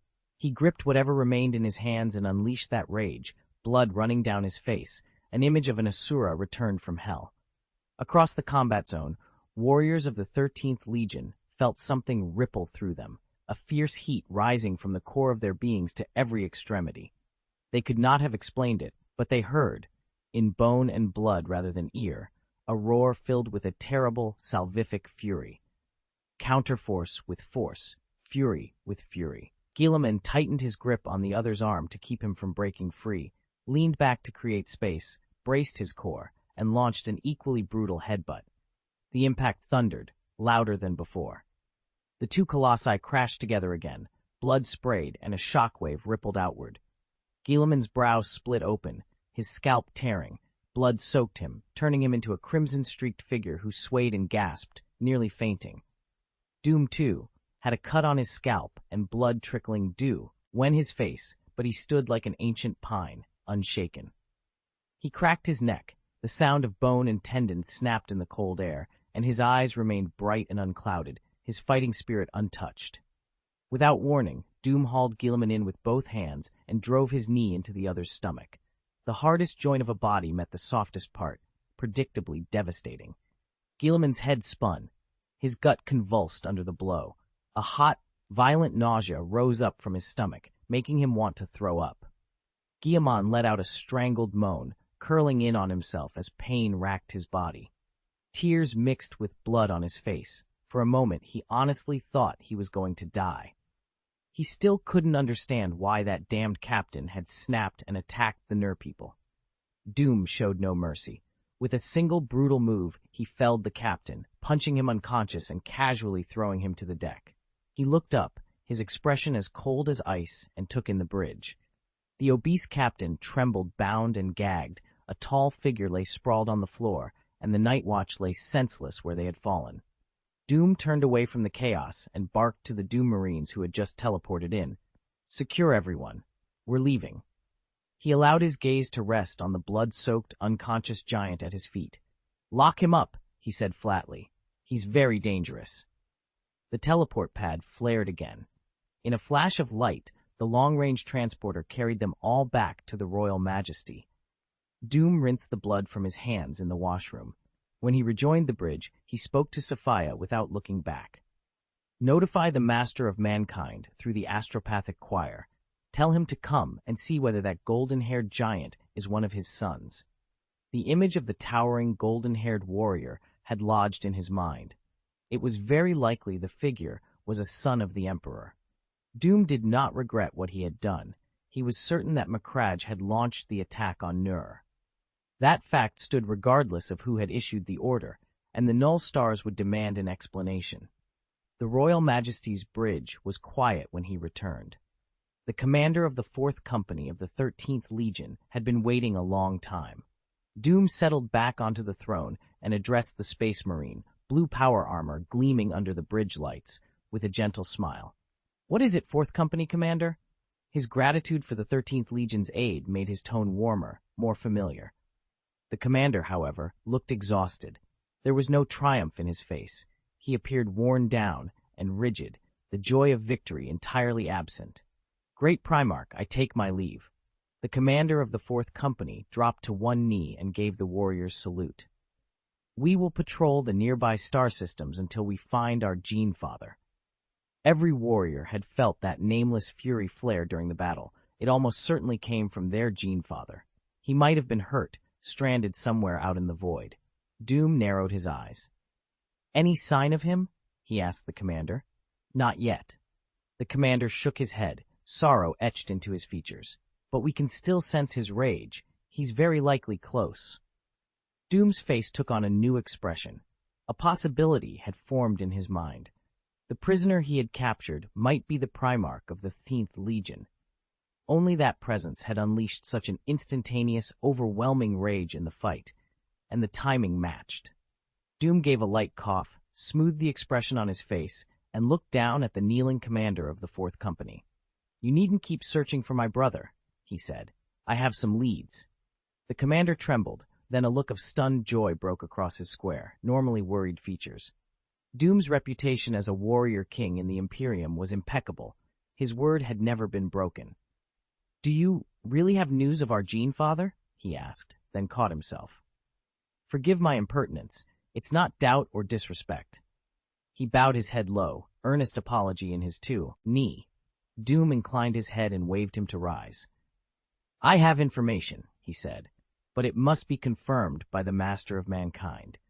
"The 13th Legion will be eternally grateful," the commander burst out, unable to contain his excitement. Waiting for the Master of Mankind's confirmation, was that all that stood between them and the truth? That almost certainly meant Nur had indeed found word of the Gene Father, verified by multiple sources, and was only waiting for the final confirmation. With the Primarchs returning one by one, the legions were quietly scrambling. While the Great Crusade pressed on, each legion was also hunting for its own Gene Father across a galaxy so vast that finding one of them was like looking for a needle in a haystack. "You can all rest easy and wait," Doom said in a steady voice, "but be ready. Make whatever preparations are necessary to receive him." He forced his face into a calm mask and watched the 4th Company's commander leave. Inwardly, he was turning the news over. He wondered how the 13th Legion's Primarch would treat the son of the Emperor who had once shot him, should they recognize one another. It would be telling, a chance to read his brother's character and largesse, and a useful touchstone for how they might get along in the future. The 4th Company commander departed in high spirits, carrying the hopeful tidings back to the Legion. Their Gene Father might finally have been found. For a moment the comms erupted in cheers, and the Space Marines broke into enthusiastic applause. Doom allowed himself a small smile, rose from his seat, and left the bridge to go down to the deck where the captive was being held. When Gilliman came to, his body felt whole again. He shook his head to clear the last of the dizziness. As his thoughts snapped fully into focus, he took in his situation at once. He was inside a cell, encircled by high-energy laser fencing, and there were no obvious weak points anywhere in sight.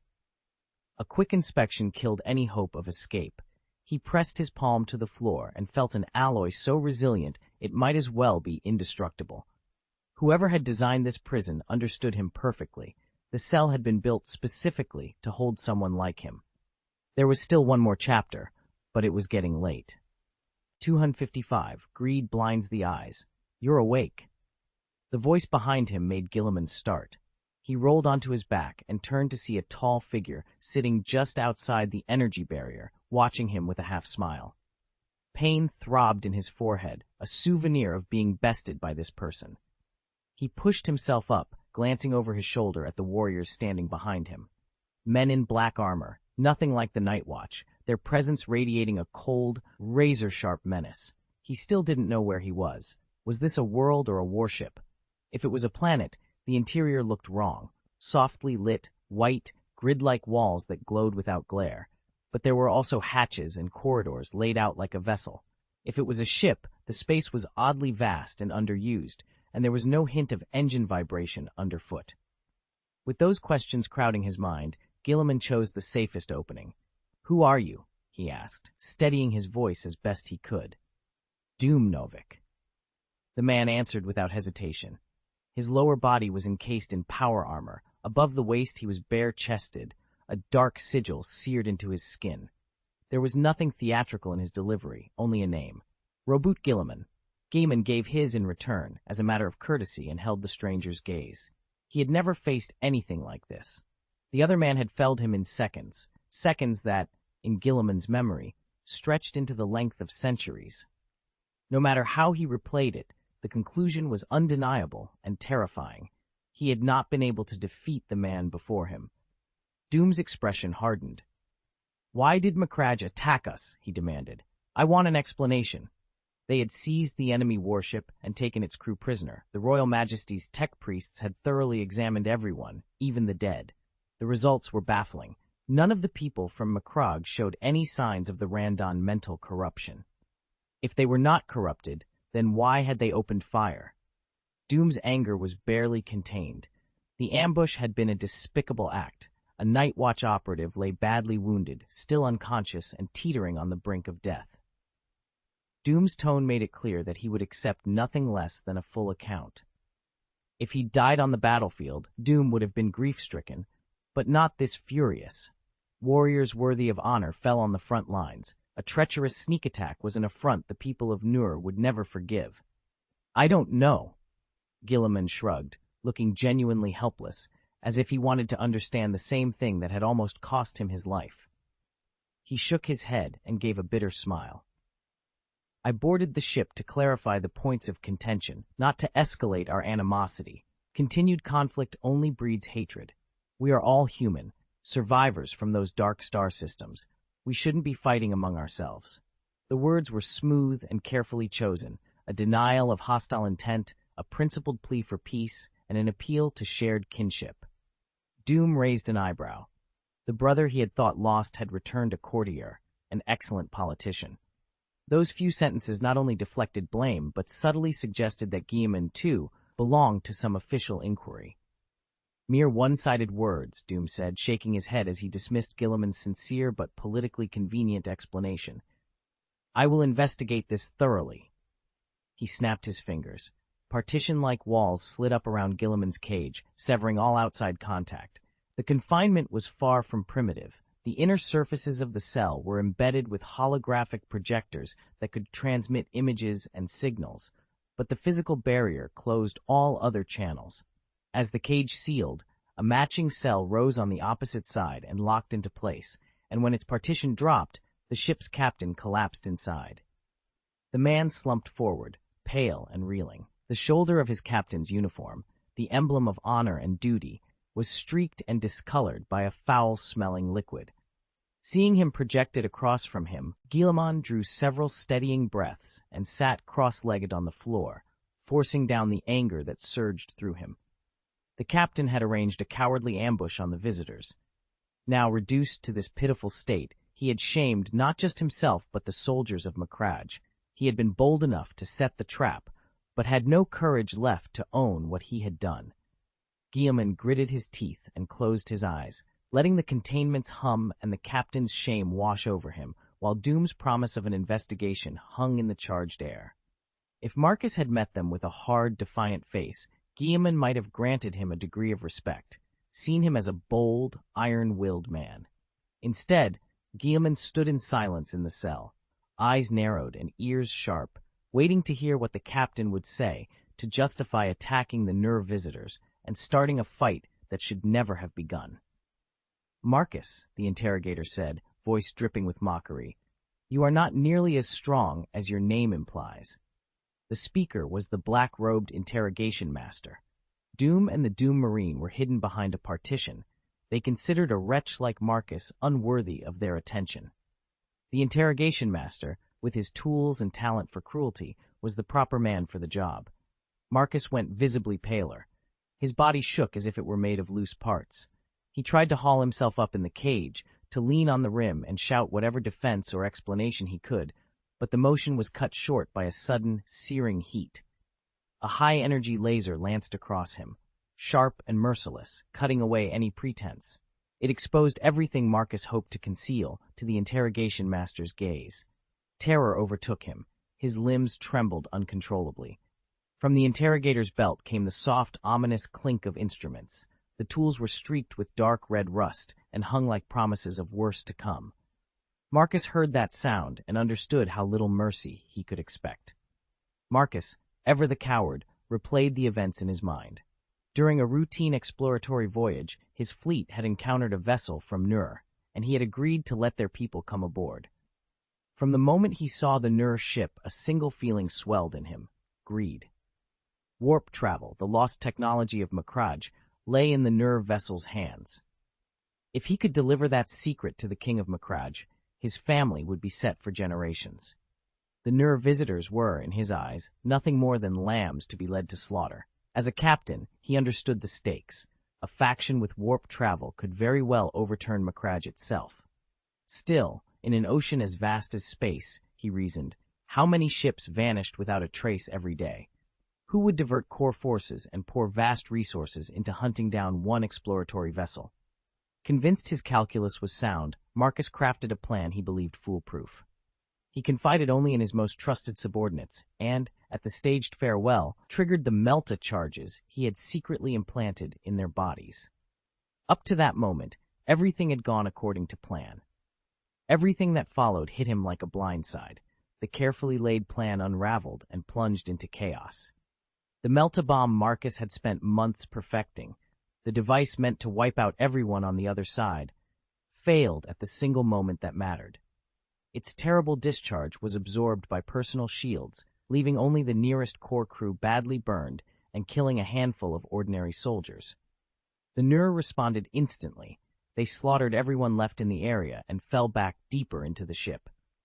Their warship reacted even faster. Before Marcus's side could bring weapons to bear, it disengaged and vanished using its stealth systems. It all happened so fast, Marcus felt a wave of dizziness. He knew it was now irreversible, and with sick clarity, recognized his own foolishness and reckless ambition. There was no turning back. If he was going to salvage anything, he would go all the way, recover the warp engine, and destroy the Nur. He barked orders, seal off the Nur vessel, lay siege, and send armed sailors to hunt down any boarding parties still aboard. The strength of those strange warriors and the cutting-edge power of the Nur ship had been far greater than anyone had anticipated. Events had snowballed from there into the catastrophe unfolding now. The fate of the King of Macragge remained unknown. The fleet had long since withdrawn, and Marcus himself sat shackled as a prisoner. Marcus understood, down to his bones, that his own greed had set this chain of events in motion, but he would not confess that. Instead, he fixed Doom with a trembling voice and said, with unshaken eyes, "I only opened fire because I was ordered to ambush your side by the Macragge High Command. Without those orders, how could I have acted so rashly?" Doom smiled. The tremor in Marcus's tone, the way his gaze kept flickering, the brief stuttering of his heartbeat. Doom saw them all and knew the man was lying. He smiled also because Guilliman, locked inside the cage, looked utterly stunned. The shock on the Primarch's face was almost comic, and Doom felt a rage that was almost laughter rise in him. Inside the cage, Guilliman's mind raced. He had briefly entertained the impossible thought that he had made some catastrophic error. Perhaps he had approved an order or a transmission that led Marcus's fleet to open fire. He tore back through every document, every comm-log he had signed or passed, searching for the smoking gun. There was nothing. No authorization. No instruction. "Lies!" Guilliman roared. His iron fists closed until the joints cracked. Metal groaned under the strain. If the cage could be broken, if even a single bar would give, he would have ripped Marcus apart with his bare hands. Why would they order you to open fire? The interrogator didn't betray him. Instead, he nodded as if following Marcus's line of thought, and asked the question aloud. One lie needs others to hide it, the interrogator seemed to imply. Sooner or later, the contradictions give you away. Marcus faltered. The interrogation instruments gleamed under the lights and made his head swim. He cleared his throat and stammered. The High Command wanted to seize your warp travel technology. It was a half-truth, a convenient half-lie that pushed his true motive onto the faceless High Command. How could you possibly know what the High Command was thinking? The interrogator asked, his tone faintly mocking, as if he could see right through Marcus's construction. Marcus fell silent. His tongue stuck to the roof of his mouth. He licked his dry lips. His mustache twitched. His mind raced, desperately trying to weave a more convincing story. Before he could think of anything else, the partition beside him slammed down. The king of Macragge stood there now, Guy-Man, eyes bloodshot and furious. I should have thrown you to the dogs long ago, he spat. I should have thrown you to the dogs. Guilliman exploded, all statesmanlike restraint gone, as he spat the words at Marcus. He had never given an attack order. How much of what Marcus had said could possibly be true? A cold, brutal conclusion settled over him. Marcus had meant to take Macragge down with him, to make everyone pay for his blunder. Marcus saw Guilliman and froze. Terror twisted his features. He couldn't bear to look at the Lord of Macragge. His legs skittered backward until a high, strangled scream escaped him. He'd forgotten, in his panic, that he stood inside the laser cage. The beam seared the flesh along his back. The fat hissed and dripped, smoking and oily, where it met the energy. Only then did he grasp that his clumsy lie had long since been seen through. Those gathered in light and shadow had already peeled away his story. They had simply been waiting for him to finish his performance. Lord Guilliman? He wailed. His bloated body rolled on the floor, and with a sudden, desperate spring of agility, he dropped to his knees. The fear of dying squeezed a few tears from Marcus. He sniffed and sobbed, trying to make his plea sound noble. Everything I did was for Ultramar's future, he said, for all of us to reach the distant stars. Without a warp engine, he added, voice pleading, Macragge would be trapped in Ultramar forever, unable to touch the stars even after generations. Guilliman turned his face away in disgust. He'd heard this theater before. Marcus was dressing up his own hunger for survival as a plea for justice, trying to smuggle personal ambition into noble-sounding words. The trick was transparent. If you truly care about Macragge, why did you just dodge responsibility and deny what you did?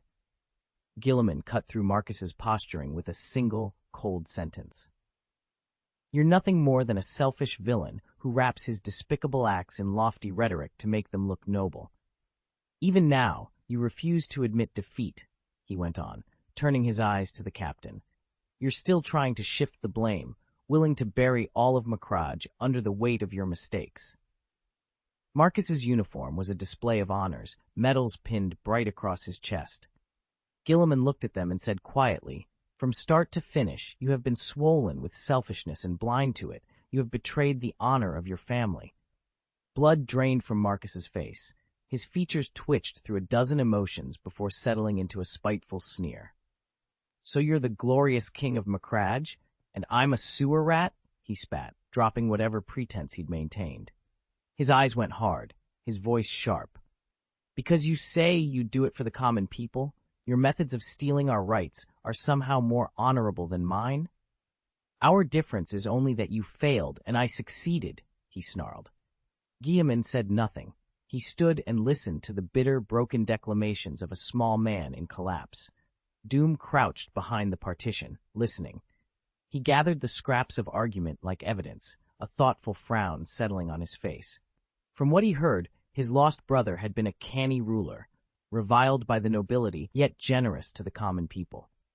Still, Guilliman had not been ruthless enough. He had failed to root out the old aristocratic houses, and their lingering power had sown the seeds of the current catastrophe. It was tempting to draw a neat conclusion, but Doom kept his caution. Reality and conjecture were separated by a wide gulf. He suspected his brother had understood the poison of those nobles, yet had held back from a full purge for reasons of pragmatism rather than principle. Both Primarchs fell silent, neither speaking, as they continued to listen to Marcus's swelling arrogance. If my plan had worked, Marcus boasted, intoxicated with his own vision, my achievements would have surpassed my forebears, even you. He leaned into the fantasy. Just imagine, Macragge crowned in glory, its warp engine blazing, its name carried to every corner of the galaxy. What a sight that would have been. A single, low word from Guilliman cut through the reverie like a blade. Enough. The authority in his voice snapped Marcus back to the moment, leaving him visibly unsettled. No matter how glorious the dream, you imagined a future of unbounded brilliance. In the end, reality and your ideals did not converge. Your mad deeds have failed, your cowardly evasions are exposed, and every crime you committed will be nailed to the pillar of shame. You did once contribute to Macragge, but your actions today will be recorded in history, a warning to countless generations not to repeat them. I implore the King of the War World. Guilliman rose to his feet and straightened the torn protective suit as best he could, trying to look less disordered. He turned to the partition and, with a grave expression, bowed. Now that the truth is known, the whole incident was his doing. Permit me to take him into custody and put him on public trial before all the people of Macragge. His voice was steady. Macragge will compensate those who suffered and will answer for his vile actions. He hesitated, then added after a long moment, and yet he is still one of Macragge. It was I who entrusted him with the power that led to this madness. The partition remained unusually still. No reply came. Doom sat behind the partition, a faint smile on his lips, as he watched Guilliman shake his head again and again. His brother was an excellent politician and strategist, and he had an adventurous streak to match. That same streak, however, often left him isolated. Guilliman habitually slipped into the posture of a statesman. Even in casual conversation, his words were measured, emotion kept carefully in check, and people found it hard to let him in. What he had just said sounded noble, but it neatly split the world into right and wrong. He blamed Marcus outright. Macragge acknowledged some responsibility and offered to shoulder part of the consequences. They would make an example of him, try Marcus publicly, and record the verdict for future generations as a warning. Guilliman went further. He named Marcus's identity, willing to let all of Macragge pay for the deeds of one man.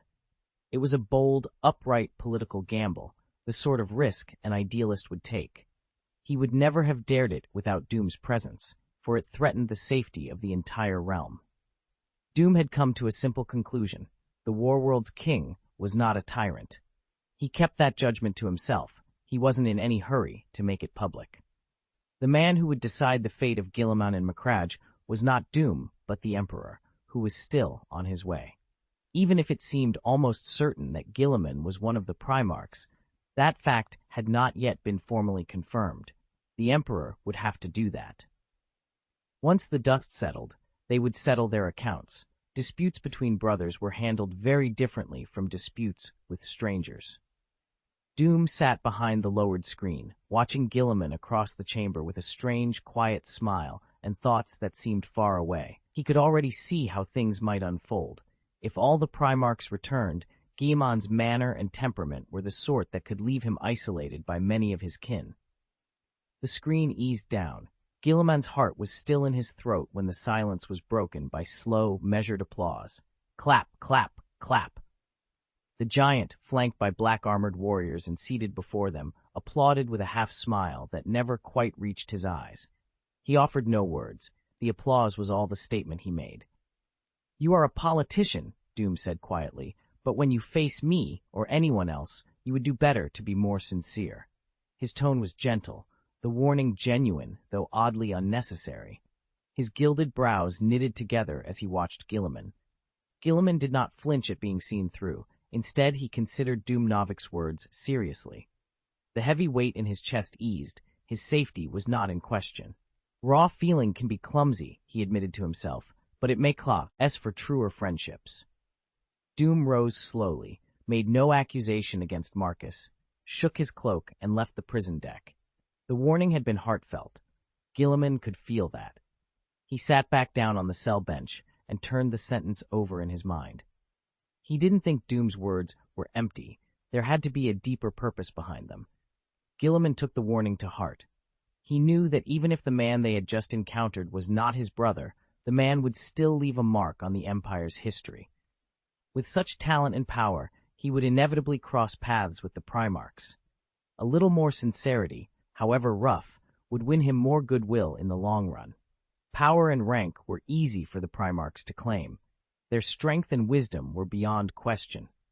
What they lacked, oddly enough, were simple confidants, people they could trust with their private thoughts and speak to without restraint.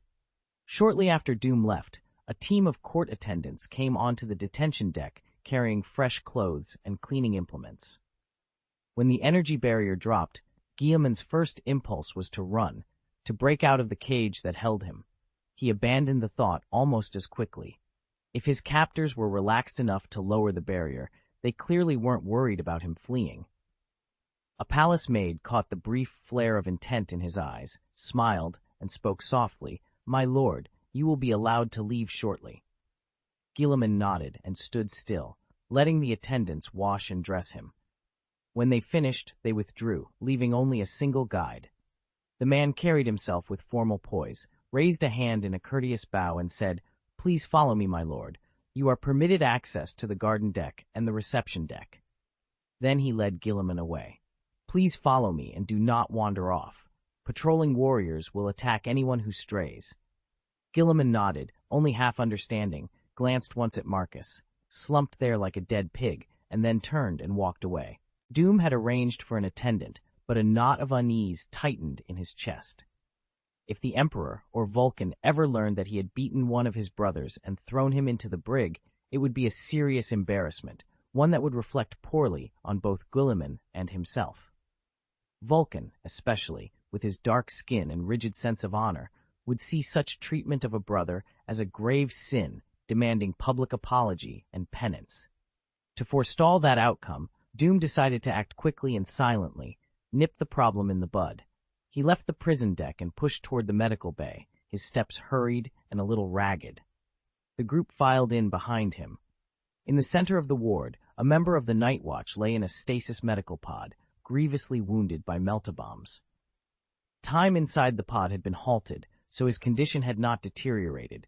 Mechanical arms moved as if through frozen seconds, peeling away necrotic tissue. Billions of nanoscale precision pincers worked in layered waves, stripping away dead cells and steadily reconstructing the damaged limbs. The Night Watch's condition was bleak. His lower limbs and half of his torso had been pulverized. Only half a heart remained, a third of a lung, and a sliver of liver. Most of the skin on his face had been burned away. When the charred tissue was peeled back, the muscles and ligaments of his face lay exposed. His unprotected eyes were empty and unseeing, like those of a corpse. Those injuries would have finished off an ordinary mortal, or even a space marine, long ago. Yet the medical pod's life detection system still registered a faint pulse. The warrior clung to life with a stubborn, almost stubborn tenacity. That he had lasted at all was nothing short of a miracle. After being struck down, he had been shifted across the battlefield and moved repeatedly for 10 days. The blood in his shattered body had long since dried. His internal organs already wore the pallor and beginning decay of death. Even the clinic's most advanced procedure, limb regeneration, the technology that had returned countless disabled veterans to the front, was failing to save him. Machines could rebuild bone and muscle, but salvaging the life within that ruined frame was proving far more difficult. Within his shattered body, it was only the single, stubborn will to deny death that kept him alive. Doom stood by, expressionless, watching the medical apparatus piece his limbs back together, waiting for the reconstruction to finish.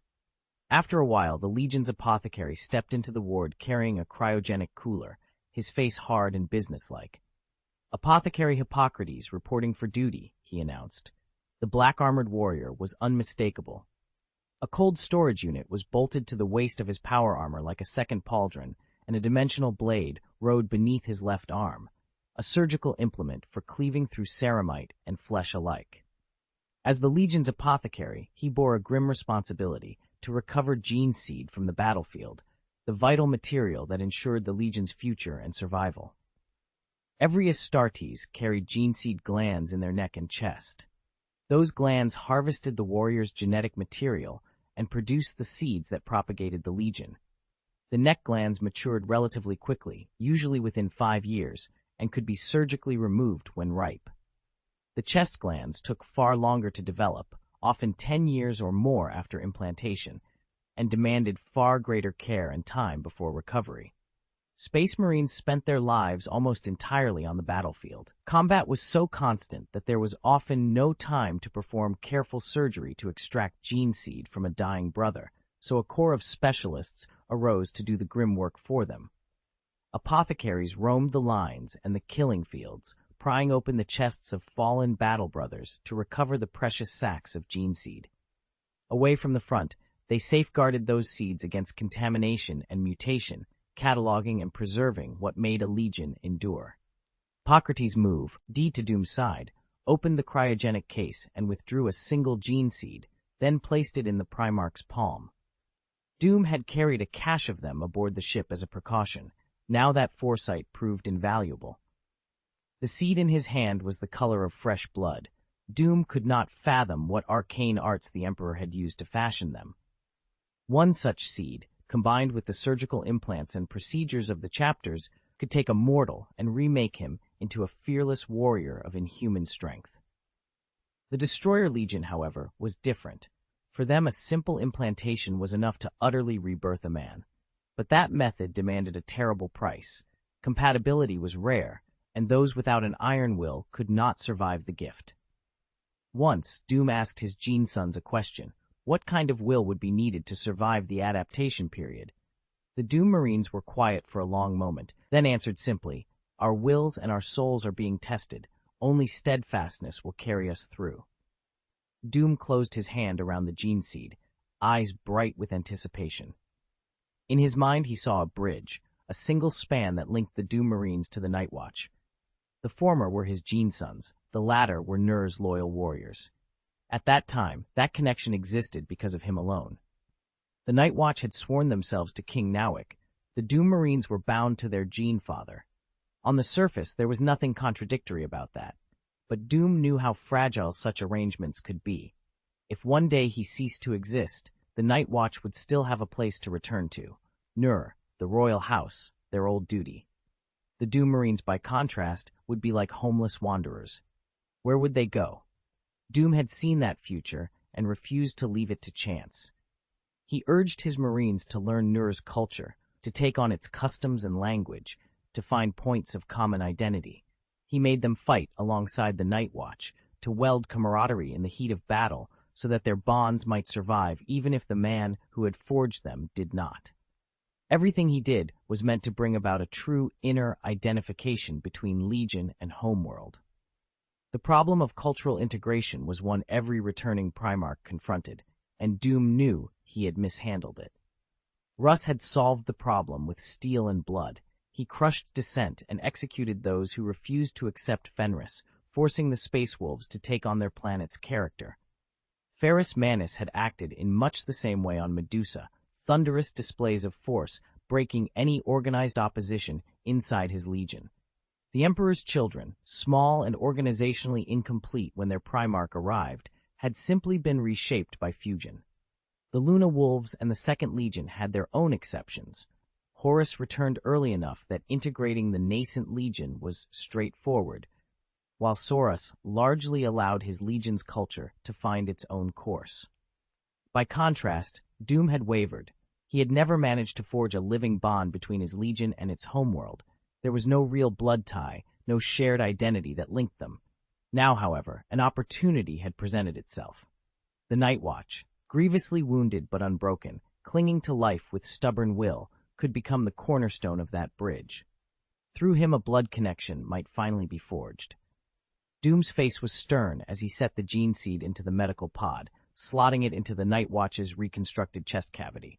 "Sir, we need restraints," Hippocrates reminded from where he stood.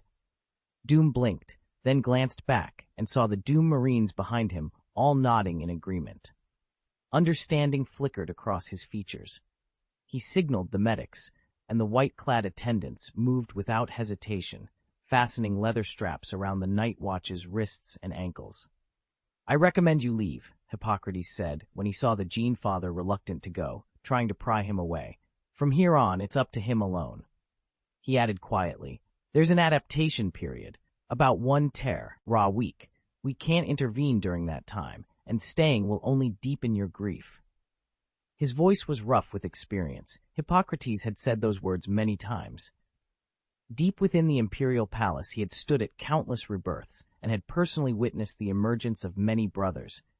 It was the ultimate struggle of consciousness, the human soul's stubborn will to survive. Against his own reluctance, Doom had followed his son's counsel, turned away, and left the medbay. "You stay," he told Apothecary Hippocrates. "See to him with the med staff." "It is my duty." Hippocrates straightened, removed his black helmet, and revealed a face unexpectedly refined for a battlefield surgeon. He made a solemn promise to the Primarch. In the void, where time and space blurred and days drifted away, the battlecruiser Royal Majesty adjusted its attitude and orbital speed, synchronizing its systems to the star's rotation to keep a steady reckoning. 1 week later, a bright point bloomed in Doom's mind, the signal he had been waiting for. He exhaled long and hard. The torment of waiting was finally over. Doom allowed himself a small, tight smile. The communications link had been established. Now the grievously wounded members of the Night Watch would have options: limb reconstruction, transfer into a dreadnought chassis, or the rarer path of rebirth as a Doom Marine to claim vastly greater power. He stood, ended the holographic game on the table, drew his cloak about his shoulders, and left his bedchamber for the medbay. Only a few steps down the corridor, and Doom's expression darkened. The air hummed with warp turbulence. A ship had just slipped into the system. "Terrible timing," he muttered, tugging at the corner of his mouth as he cut across to the lift, intending to find Guilliman on the reception deck. Guilliman, who had been resting there, felt it too. He rose slowly and crossed to the viewport. Beyond the glitter of the stars, the warp bled like a bruise, and through it a colossal golden ship had come into real space, a vast gilded hull that ate and reflected starlight until it seemed to glow from within. In that instant, Guilliman knew his life was about to change. Time to do laundry. 258. Set sail to Macragge. The boarding ceremony for the Master of Mankind was painstakingly elaborate. The custodian guard led the way, golden-armored warriors cloaked in crimson, Imperial Aquila banners held aloft, lining both sides of the ship's deck. A perfumed crimson carpet was rolled out as a ceremonial walkway. The Master of Mankind descended from his shuttle, resplendent in gleaming golden power armor, a crimson cloak draped over his shoulders, and the golden sword at his hip. Vulcan followed silently behind him, a towering dark-skinned figure like a black iron column, clad in fire lizard scales that left his massive arms exposed, his eyes burning the color of a calamity-born star. At the far end of the carpet, Doom stood expressionless, appearing indifferent. Such pageantry had grown familiar to him. He had seen it too often and felt his stiffness ease. Still, he held himself ramrod straight, honoring the Master's retinue and the glory rightly accorded to him. Beside Doom, Guilliman watched in rapt awe, his face solemn at the spectacle. As the retinue fanned out, Guilliman straightened. Well-educated and keenly aware of ceremony, he felt the weight of the moment. 2 figures advanced down the scarlet carpet, one clad in gold, the other in black, and Guilliman felt his steady heartbeat quicken without meaning to. The black figure was enormous and grotesque. Any ordinary mortal who caught a glimpse would have fled in terror. Yet when Guilliman looked closer, he saw something else. Despite the fearsome shape, the giant's face was soft, a faint, friendly smile tugging at his lips. From that single glance, Guilliman, who had never met him before, labeled the stranger Vulcan, an honest, straightforward sort. Then his gaze shifted to the golden form. Seeing the Master of Mankind was like seeing reason and glory made flesh. The Emperor's true face was veiled by a vast psychic presence. That aura altered perception so that each observer saw not objective features, but the face they most ideally expected. What Guilliman saw in the golden light was the Master of Mankind, his face calm and immense, a perfect balance of reason, wisdom, authority, and power. Through a haze of brightness, Guilliman thought he could also see his adoptive father, Connor. 2 different faces of belief, each radiant, slowly merging into one. For a moment he was stunned. A tremor ran through him, deep in his blood. He yielded to that old instinct and dropped to one knee, offering his respect to the great, luminous figure before him. From the first instant the master of mankind looked upon Guilliman, he knew the truth.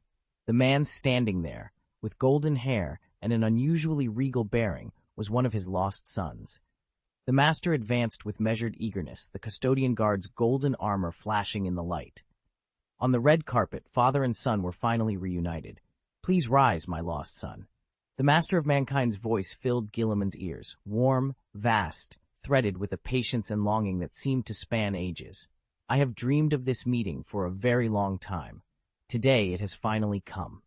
The huge golden figure bent down, eyes soft with paternal love, a smile like a benediction on his face. He extended a hand of burnished armor to Guilliman. The touch of that hand set something true and terrible inside Guilliman trembling. He was a Primarch, a child of the Master's genetic line, one of those scattered across the galaxy. The black giant standing nearby was his brother. The other, who had just struck him down, was also his brother. For a moment there was only the reunion, father and son, and the silent kinship that bound giants together. Then a voice cut through the tenderness. "Come with me." Doom turned and walked away, making a small, decisive gesture for the others to follow. The motion broke the warmth of the moment like a branch snapping. The returned softness slipped away as duty and purpose took hold again.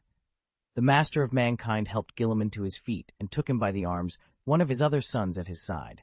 The 3-0 them moved with a strange, affectionate ease, and together they went into a garden where fragrant blooms nodded over bubbling springs. There, among the flowers and running water, they sat. The master of mankind had changed his robes. Now he wore a white gown threaded with gold and a golden laurel wreath, sitting cross-legged on the lush green grass. Vulcan reached down and gently touched the flowers, listening to the soft flutter of butterflies and watching the garden bloom around him. A calm he had never known settled over him. On Nocturne there had been nothing like this. Plants were only crops, water was precious, and butterflies could not survive the harsh environment. Thunder had been his lullaby, and the trembling of his bed a sign of another volcanic eruption. He had never seen such harmony and color before, so his interest was natural. Doom lagged behind. Once the others had gone on, he leaned close to Sophia and whispered, "In my name, inform the 13th Legion to come and welcome the Gene Father, and bring the personnel who took part in the boarding action." It was a precise order, given after careful thought. The 4th Company of the 13th Legion had already answered the call with distinction and reinforced the Nur reconnaissance vessel. Now that the truth had come out, the misunderstanding was at an end. And the greatest sufferers were, paradoxically, the 13th Legion. They now carried the gravest stain. They had attacked Guilliman. Assaulting one's Gene Father was an unthinkable offense in any legion. Because the 13th had aided Doom, he bore a clear responsibility to secure an escape for those legionaries. This was no alarmism. A Primarch held absolute authority over his legion and his genetic sons, including power over life and death. Warriors who struck their Gene Father would not only bring shame upon themselves, but could be cast out by their brothers. Doom, therefore, had to intervene and do whatever was necessary to shield them. Once he had given his orders, Doom strolled into the garden with Vulcan, pointing out the native plants of Nur to his brother. They had no need to sit in on the exchange between the Master of Mankind and Guilliman. It was a formal, even tedious business.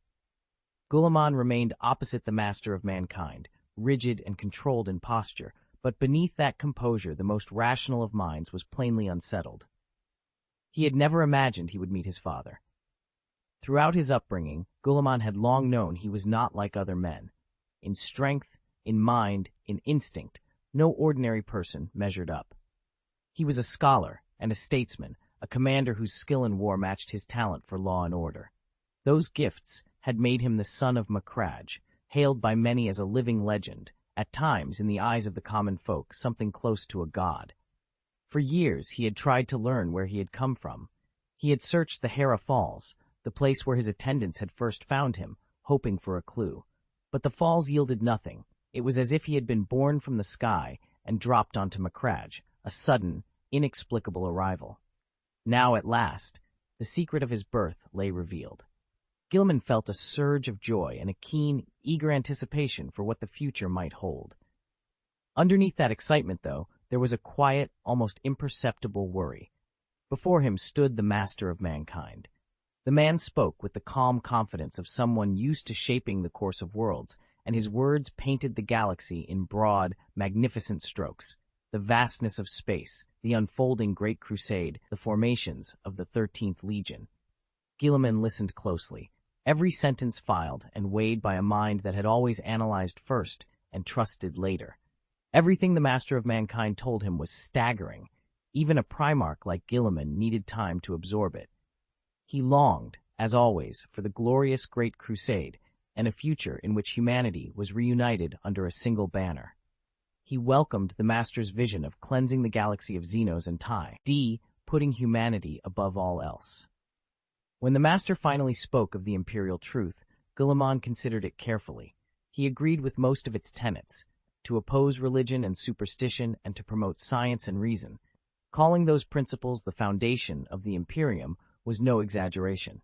For Gilliman, a practical and clear-eyed ruler, the imperial truth was a necessary, if harsh, lesson. Superstition and deification had repeatedly brought only violence and stagnation.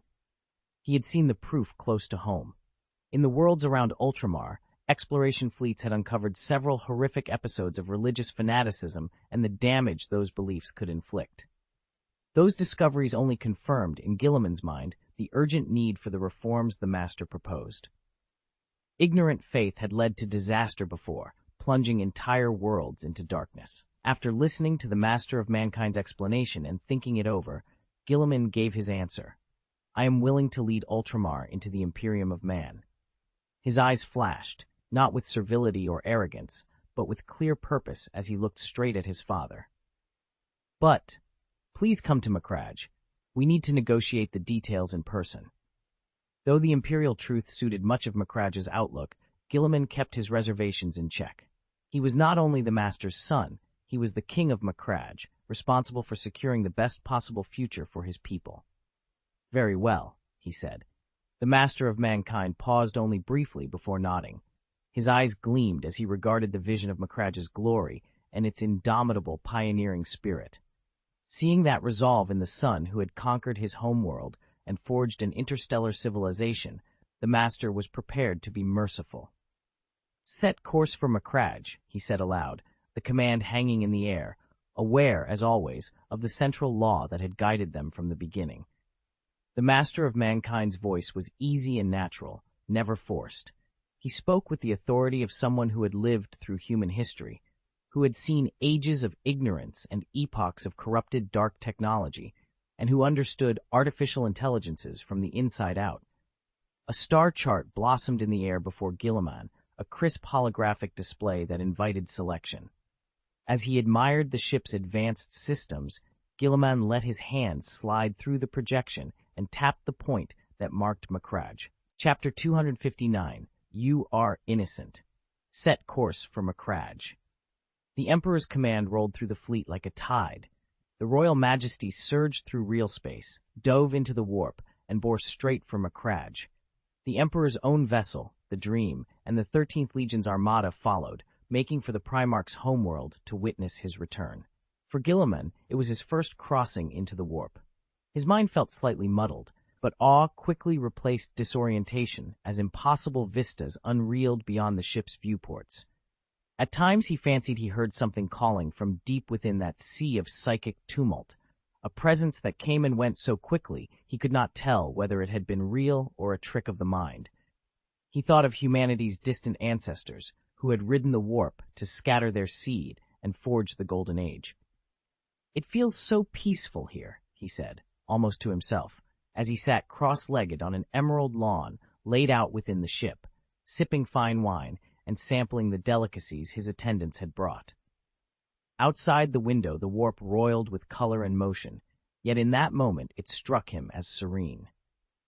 Guilliman, learned in history, knew all too well that the end of the Golden Age had been bound up with the warp's violence, and that peace there could be only an illusion.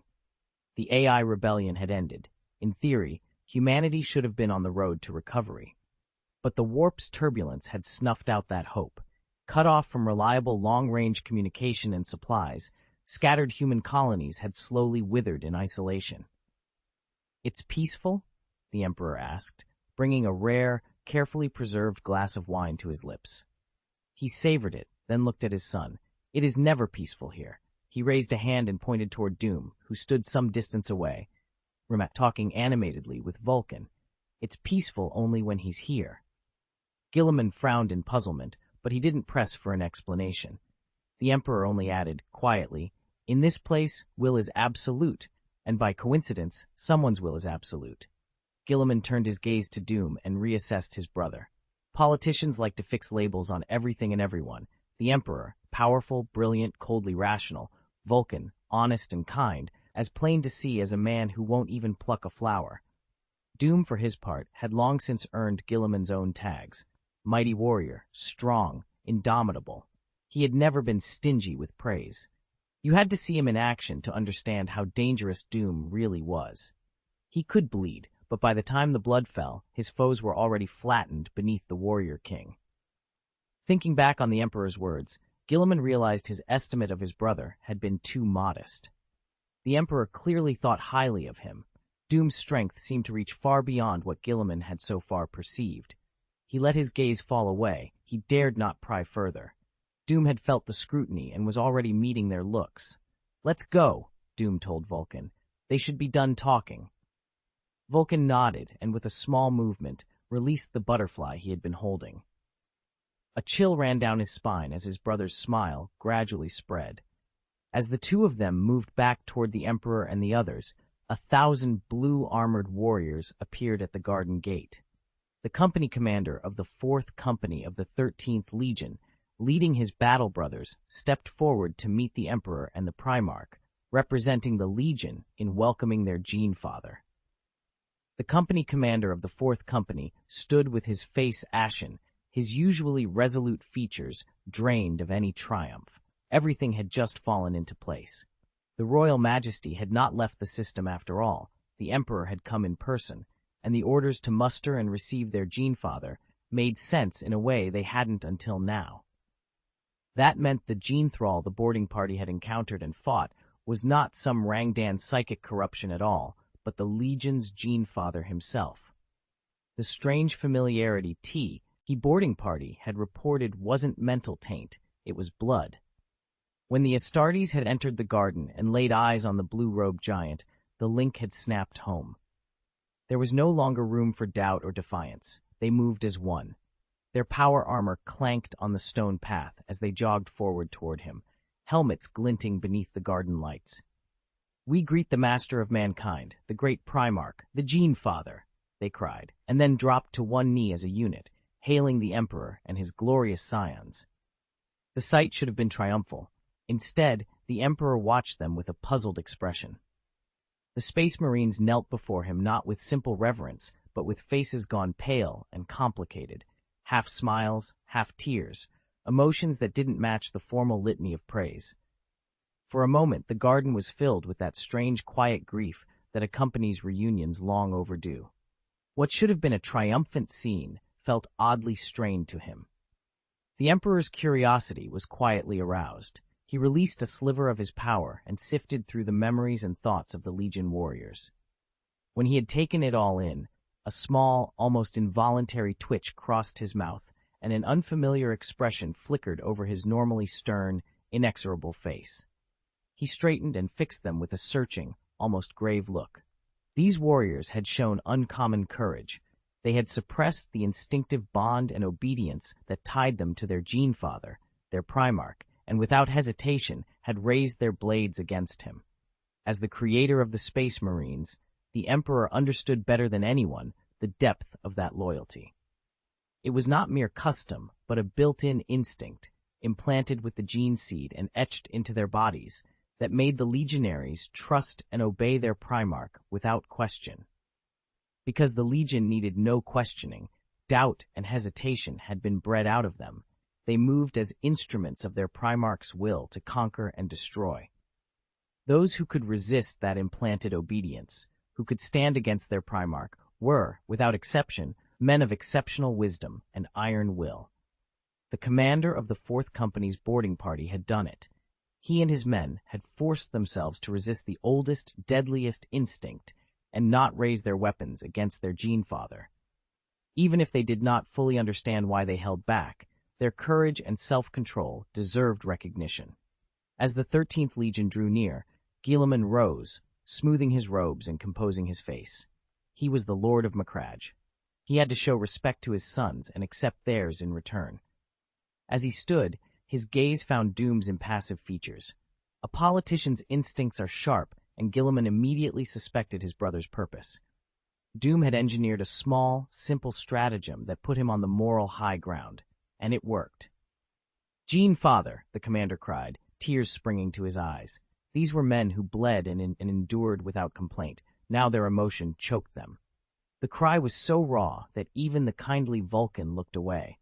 He did not understand why, at this first meeting, the legionaries showed sorrow rather than joy. Was it some ritual? Vulcan, not knowing the full story, kept watching, trying to understand what had driven the warriors to tears. Doom remained unreadable, meeting Guilliman's gaze with a measured look and the faintest of smiles. His composure was part of the moment, a test of Guilliman's magnanimity, and in its way, of Doom's method of sparing the 4th Company's commander and his men.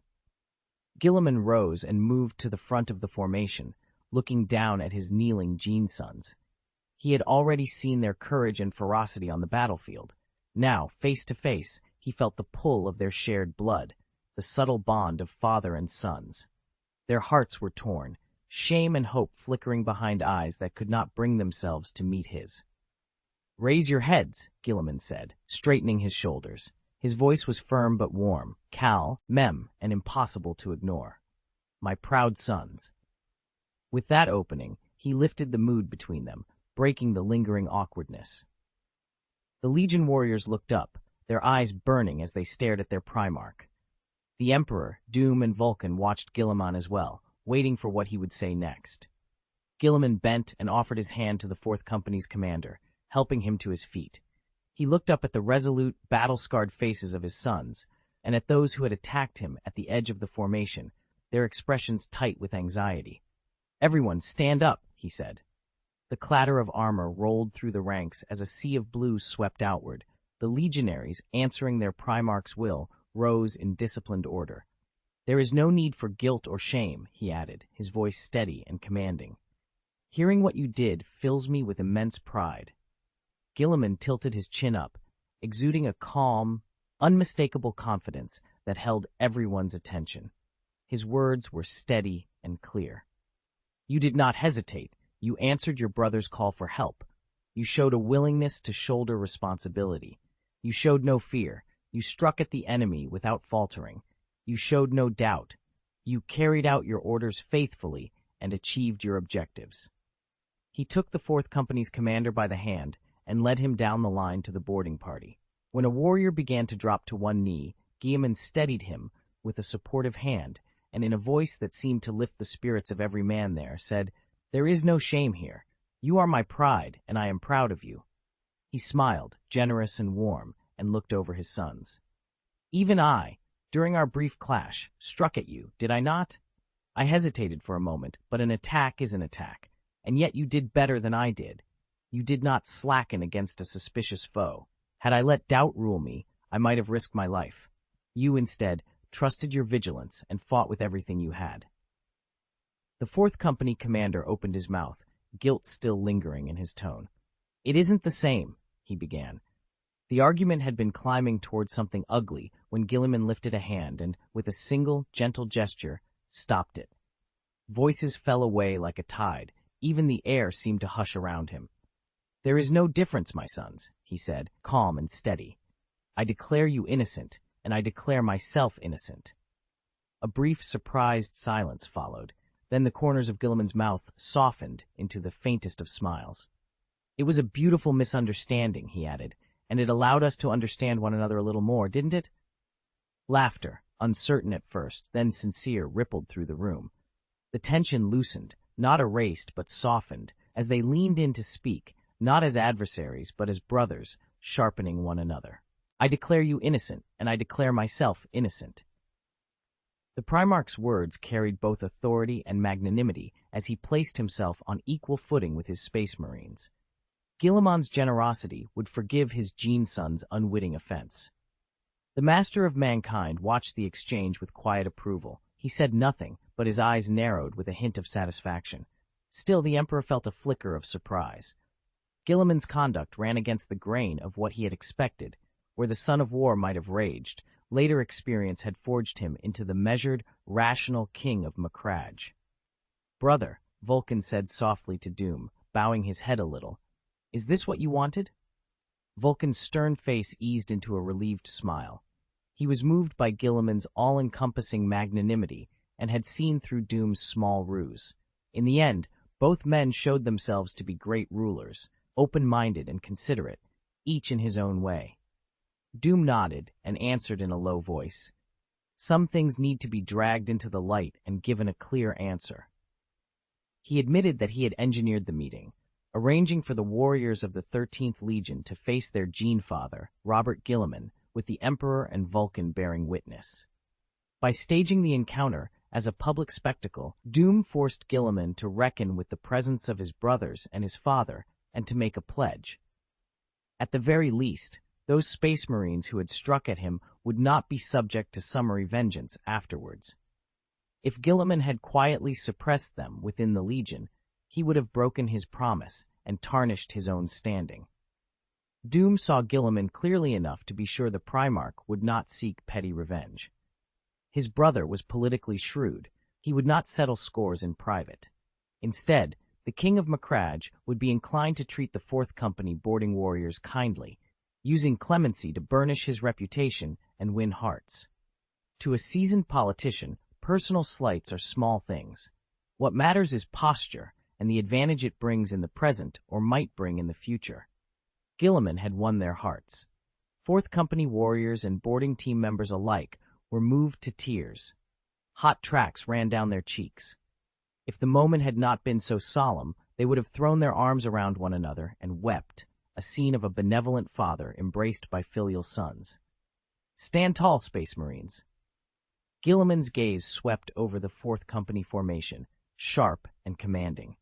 Those who met his eyes answered their gene-father's scrutiny by straightening, proud and erect. In the fervent looks of his sons, he felt their deep respect and affection. He drew in a breath and let out a low, lion-like roar, a startling bellow that drove away the gloom that had weighed on their hearts. "Let your inner guilt vanish. It does not belong to the sons of Guilliman. Praise the Master of Mankind. Praise the great Primarch. Praise the Gene-Father," they cried, voices rolling low as they surged into waves of kneeling, excitement overflowing. Then an irresistible force stopped them mid-motion. A magnificent voice echoed through the garden as the Emperor spoke, each word heavy with command. "Rise, sons of Guilliman." The Emperor's words cut through the room with a simple, undeniable authority.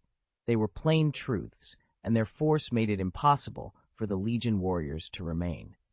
The warm, almost tender moment between father and sons needed an ending, and the Emperor provided it.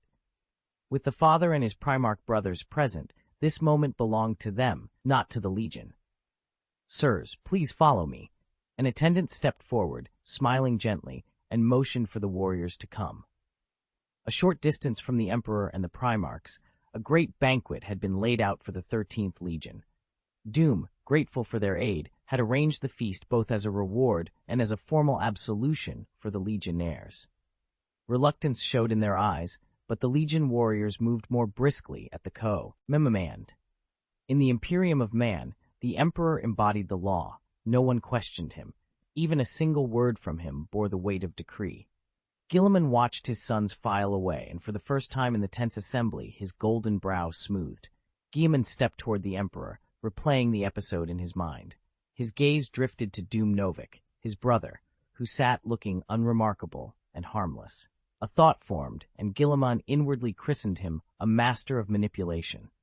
After a moment's reflection, he added another epithet, benevolent and just.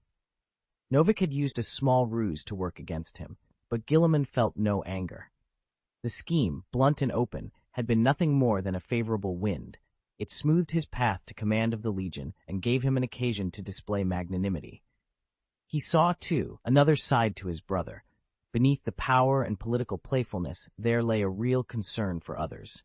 It was not the obvious, heroic kindliness Vulcan admired. It was a quieter, more rational compassion, measured and thoughtful. Guilliman respected that. He noted it to himself and kept the judgment private. The whole business of the Legion felt like a brief pause in the larger conversation between father and sons, between brothers. Guilliman settled back down on the lawn, legs crossed, and resumed talking with the Emperor and his kin. With every answer he drew out and every story he heard, his astonishment only deepened. The great crusade of the Imperium of Man rolled on in all its terrible glory. Every day brought more worlds back into the Emperor's light, more civilizations rekindled, while the expeditionary fleets smashed or scattered the countless Xenos that stood in their path. Tens of thousands of alien species worth recording were wiped from the galaxy. Countless lesser ones perished with no memorial at all. The Emperor cared little for cataloging every extinction. Such details were not for him to dwell on. Instead, the custodes laid out the tale. A golden armored guardian painted it for Guilliman and Vulcan in words: sweeping battle lines and sieges, triumphant planets and terrible losses, the great achievements of 40 years of crusade. The two Primarchs listened, riveted. They were sons of war. No matter how kindly or measured their natures, they felt the pull of battle and the smoke of combat deep in their bones. The custodian's voice made that ancient hunger burn afresh. Finally, he spoke of the Rangdan, the Imperium's current and most dangerous foe. Guilliman's ears pricked. His expression went hard. As the custodian described this terrifying Xenos, Guilliman kept his attention locked on every detail. He had to remember this enemy well. The very mention of the Rangdan's name could send legionaries charging without question. Like Guilliman, Vulcan straightened. He needed to know why the Xenos were so dangerous and how to defend against them. Ever since he left Nocturne, he had been acutely aware that a single misjudgment or a lapse in strategy could cost the lives of thousands upon thousands. He had to be careful, more careful, he felt, than any of his brothers, and he would work harder than any of them to protect human life. As the custodes continued, a holographic projection bloomed in the center of the seated council. It showed in brutal clarity the combat power of the Rangdan. Guilliman and Vulcan muttered in shock. The scale of the war on Morse far exceeded anything they had imagined. The holo depicted thousands of warships locked in bitter combat across the stars, and every second it seemed that tens of millions of souls were being extinguished. Human roars and alien screams mingled in the void as both sides threw everything at each other, paying a horrific, total price for mutual annihilation. Their brother Doom, commander of the Rangdan campaign, sat impassively to one side, drinking in the Emperor's company. When Vulcan fully took in what the projection showed, he let out a hate-filled growl. Blasphemy! A fire burned in him.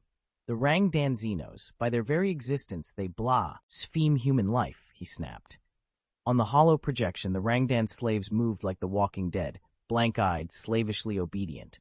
Doom's gloved hands curled into iron fists. The veins at his temples stood out, and the red in his eyes deepened until it looked almost like blood. To enslave the minds of other races, the Rangdan must be wiped out. They deserve nothing less. I salute you, brother. Vulcan lifted his goblet high toward Doom, a broad, approving gesture. Under your command, the Rangdan scheme was smashed. Guilliman echoed the salute, raising his own goblet and expressing the highest respect. I have seen patience and resolve tested, and in the end you prevailed. I do not claim sole credit. Doom's face hardened, every line severe and earnest. This victory rests on countless sacrifices. Russ's timely aid was a godsend. The blunt honesty in Doom's words, that victory had a price and that others had made it possible, only strengthened Guilliman's and Vulcan's regard. They both inclined their heads, acknowledging not only the victory, but the character of the man who had earned it. The three of them sat in companionable silence, each nursing the last of their wine as they commemorated the Rangdan victory. Finally, Doom set his goblet down and spoke. The Gene Father of the Second Legion bore a question that had scratched at him for years, the question of his missing, mysterious Primarch. "What about Saurus?" he asked the Emperor. "Where did Moribus Saurus come from, and what really happened when you met him?" The Emperor's face gave nothing away, but under that calm mask his psychic presence wavered for a bare instant. It was the smallest disturbance, yet enough to pull Guillemon and Vulcan to attention. Both set down their cups and leaned forward, suddenly serious. Moribus Saurus, their most secretive brother, was name that had always been spoken in fragments and half-truths, whether in the Emperor's own rare accounts or the guarded reports of the Custodes. None of them had ever been able to assemble a complete story.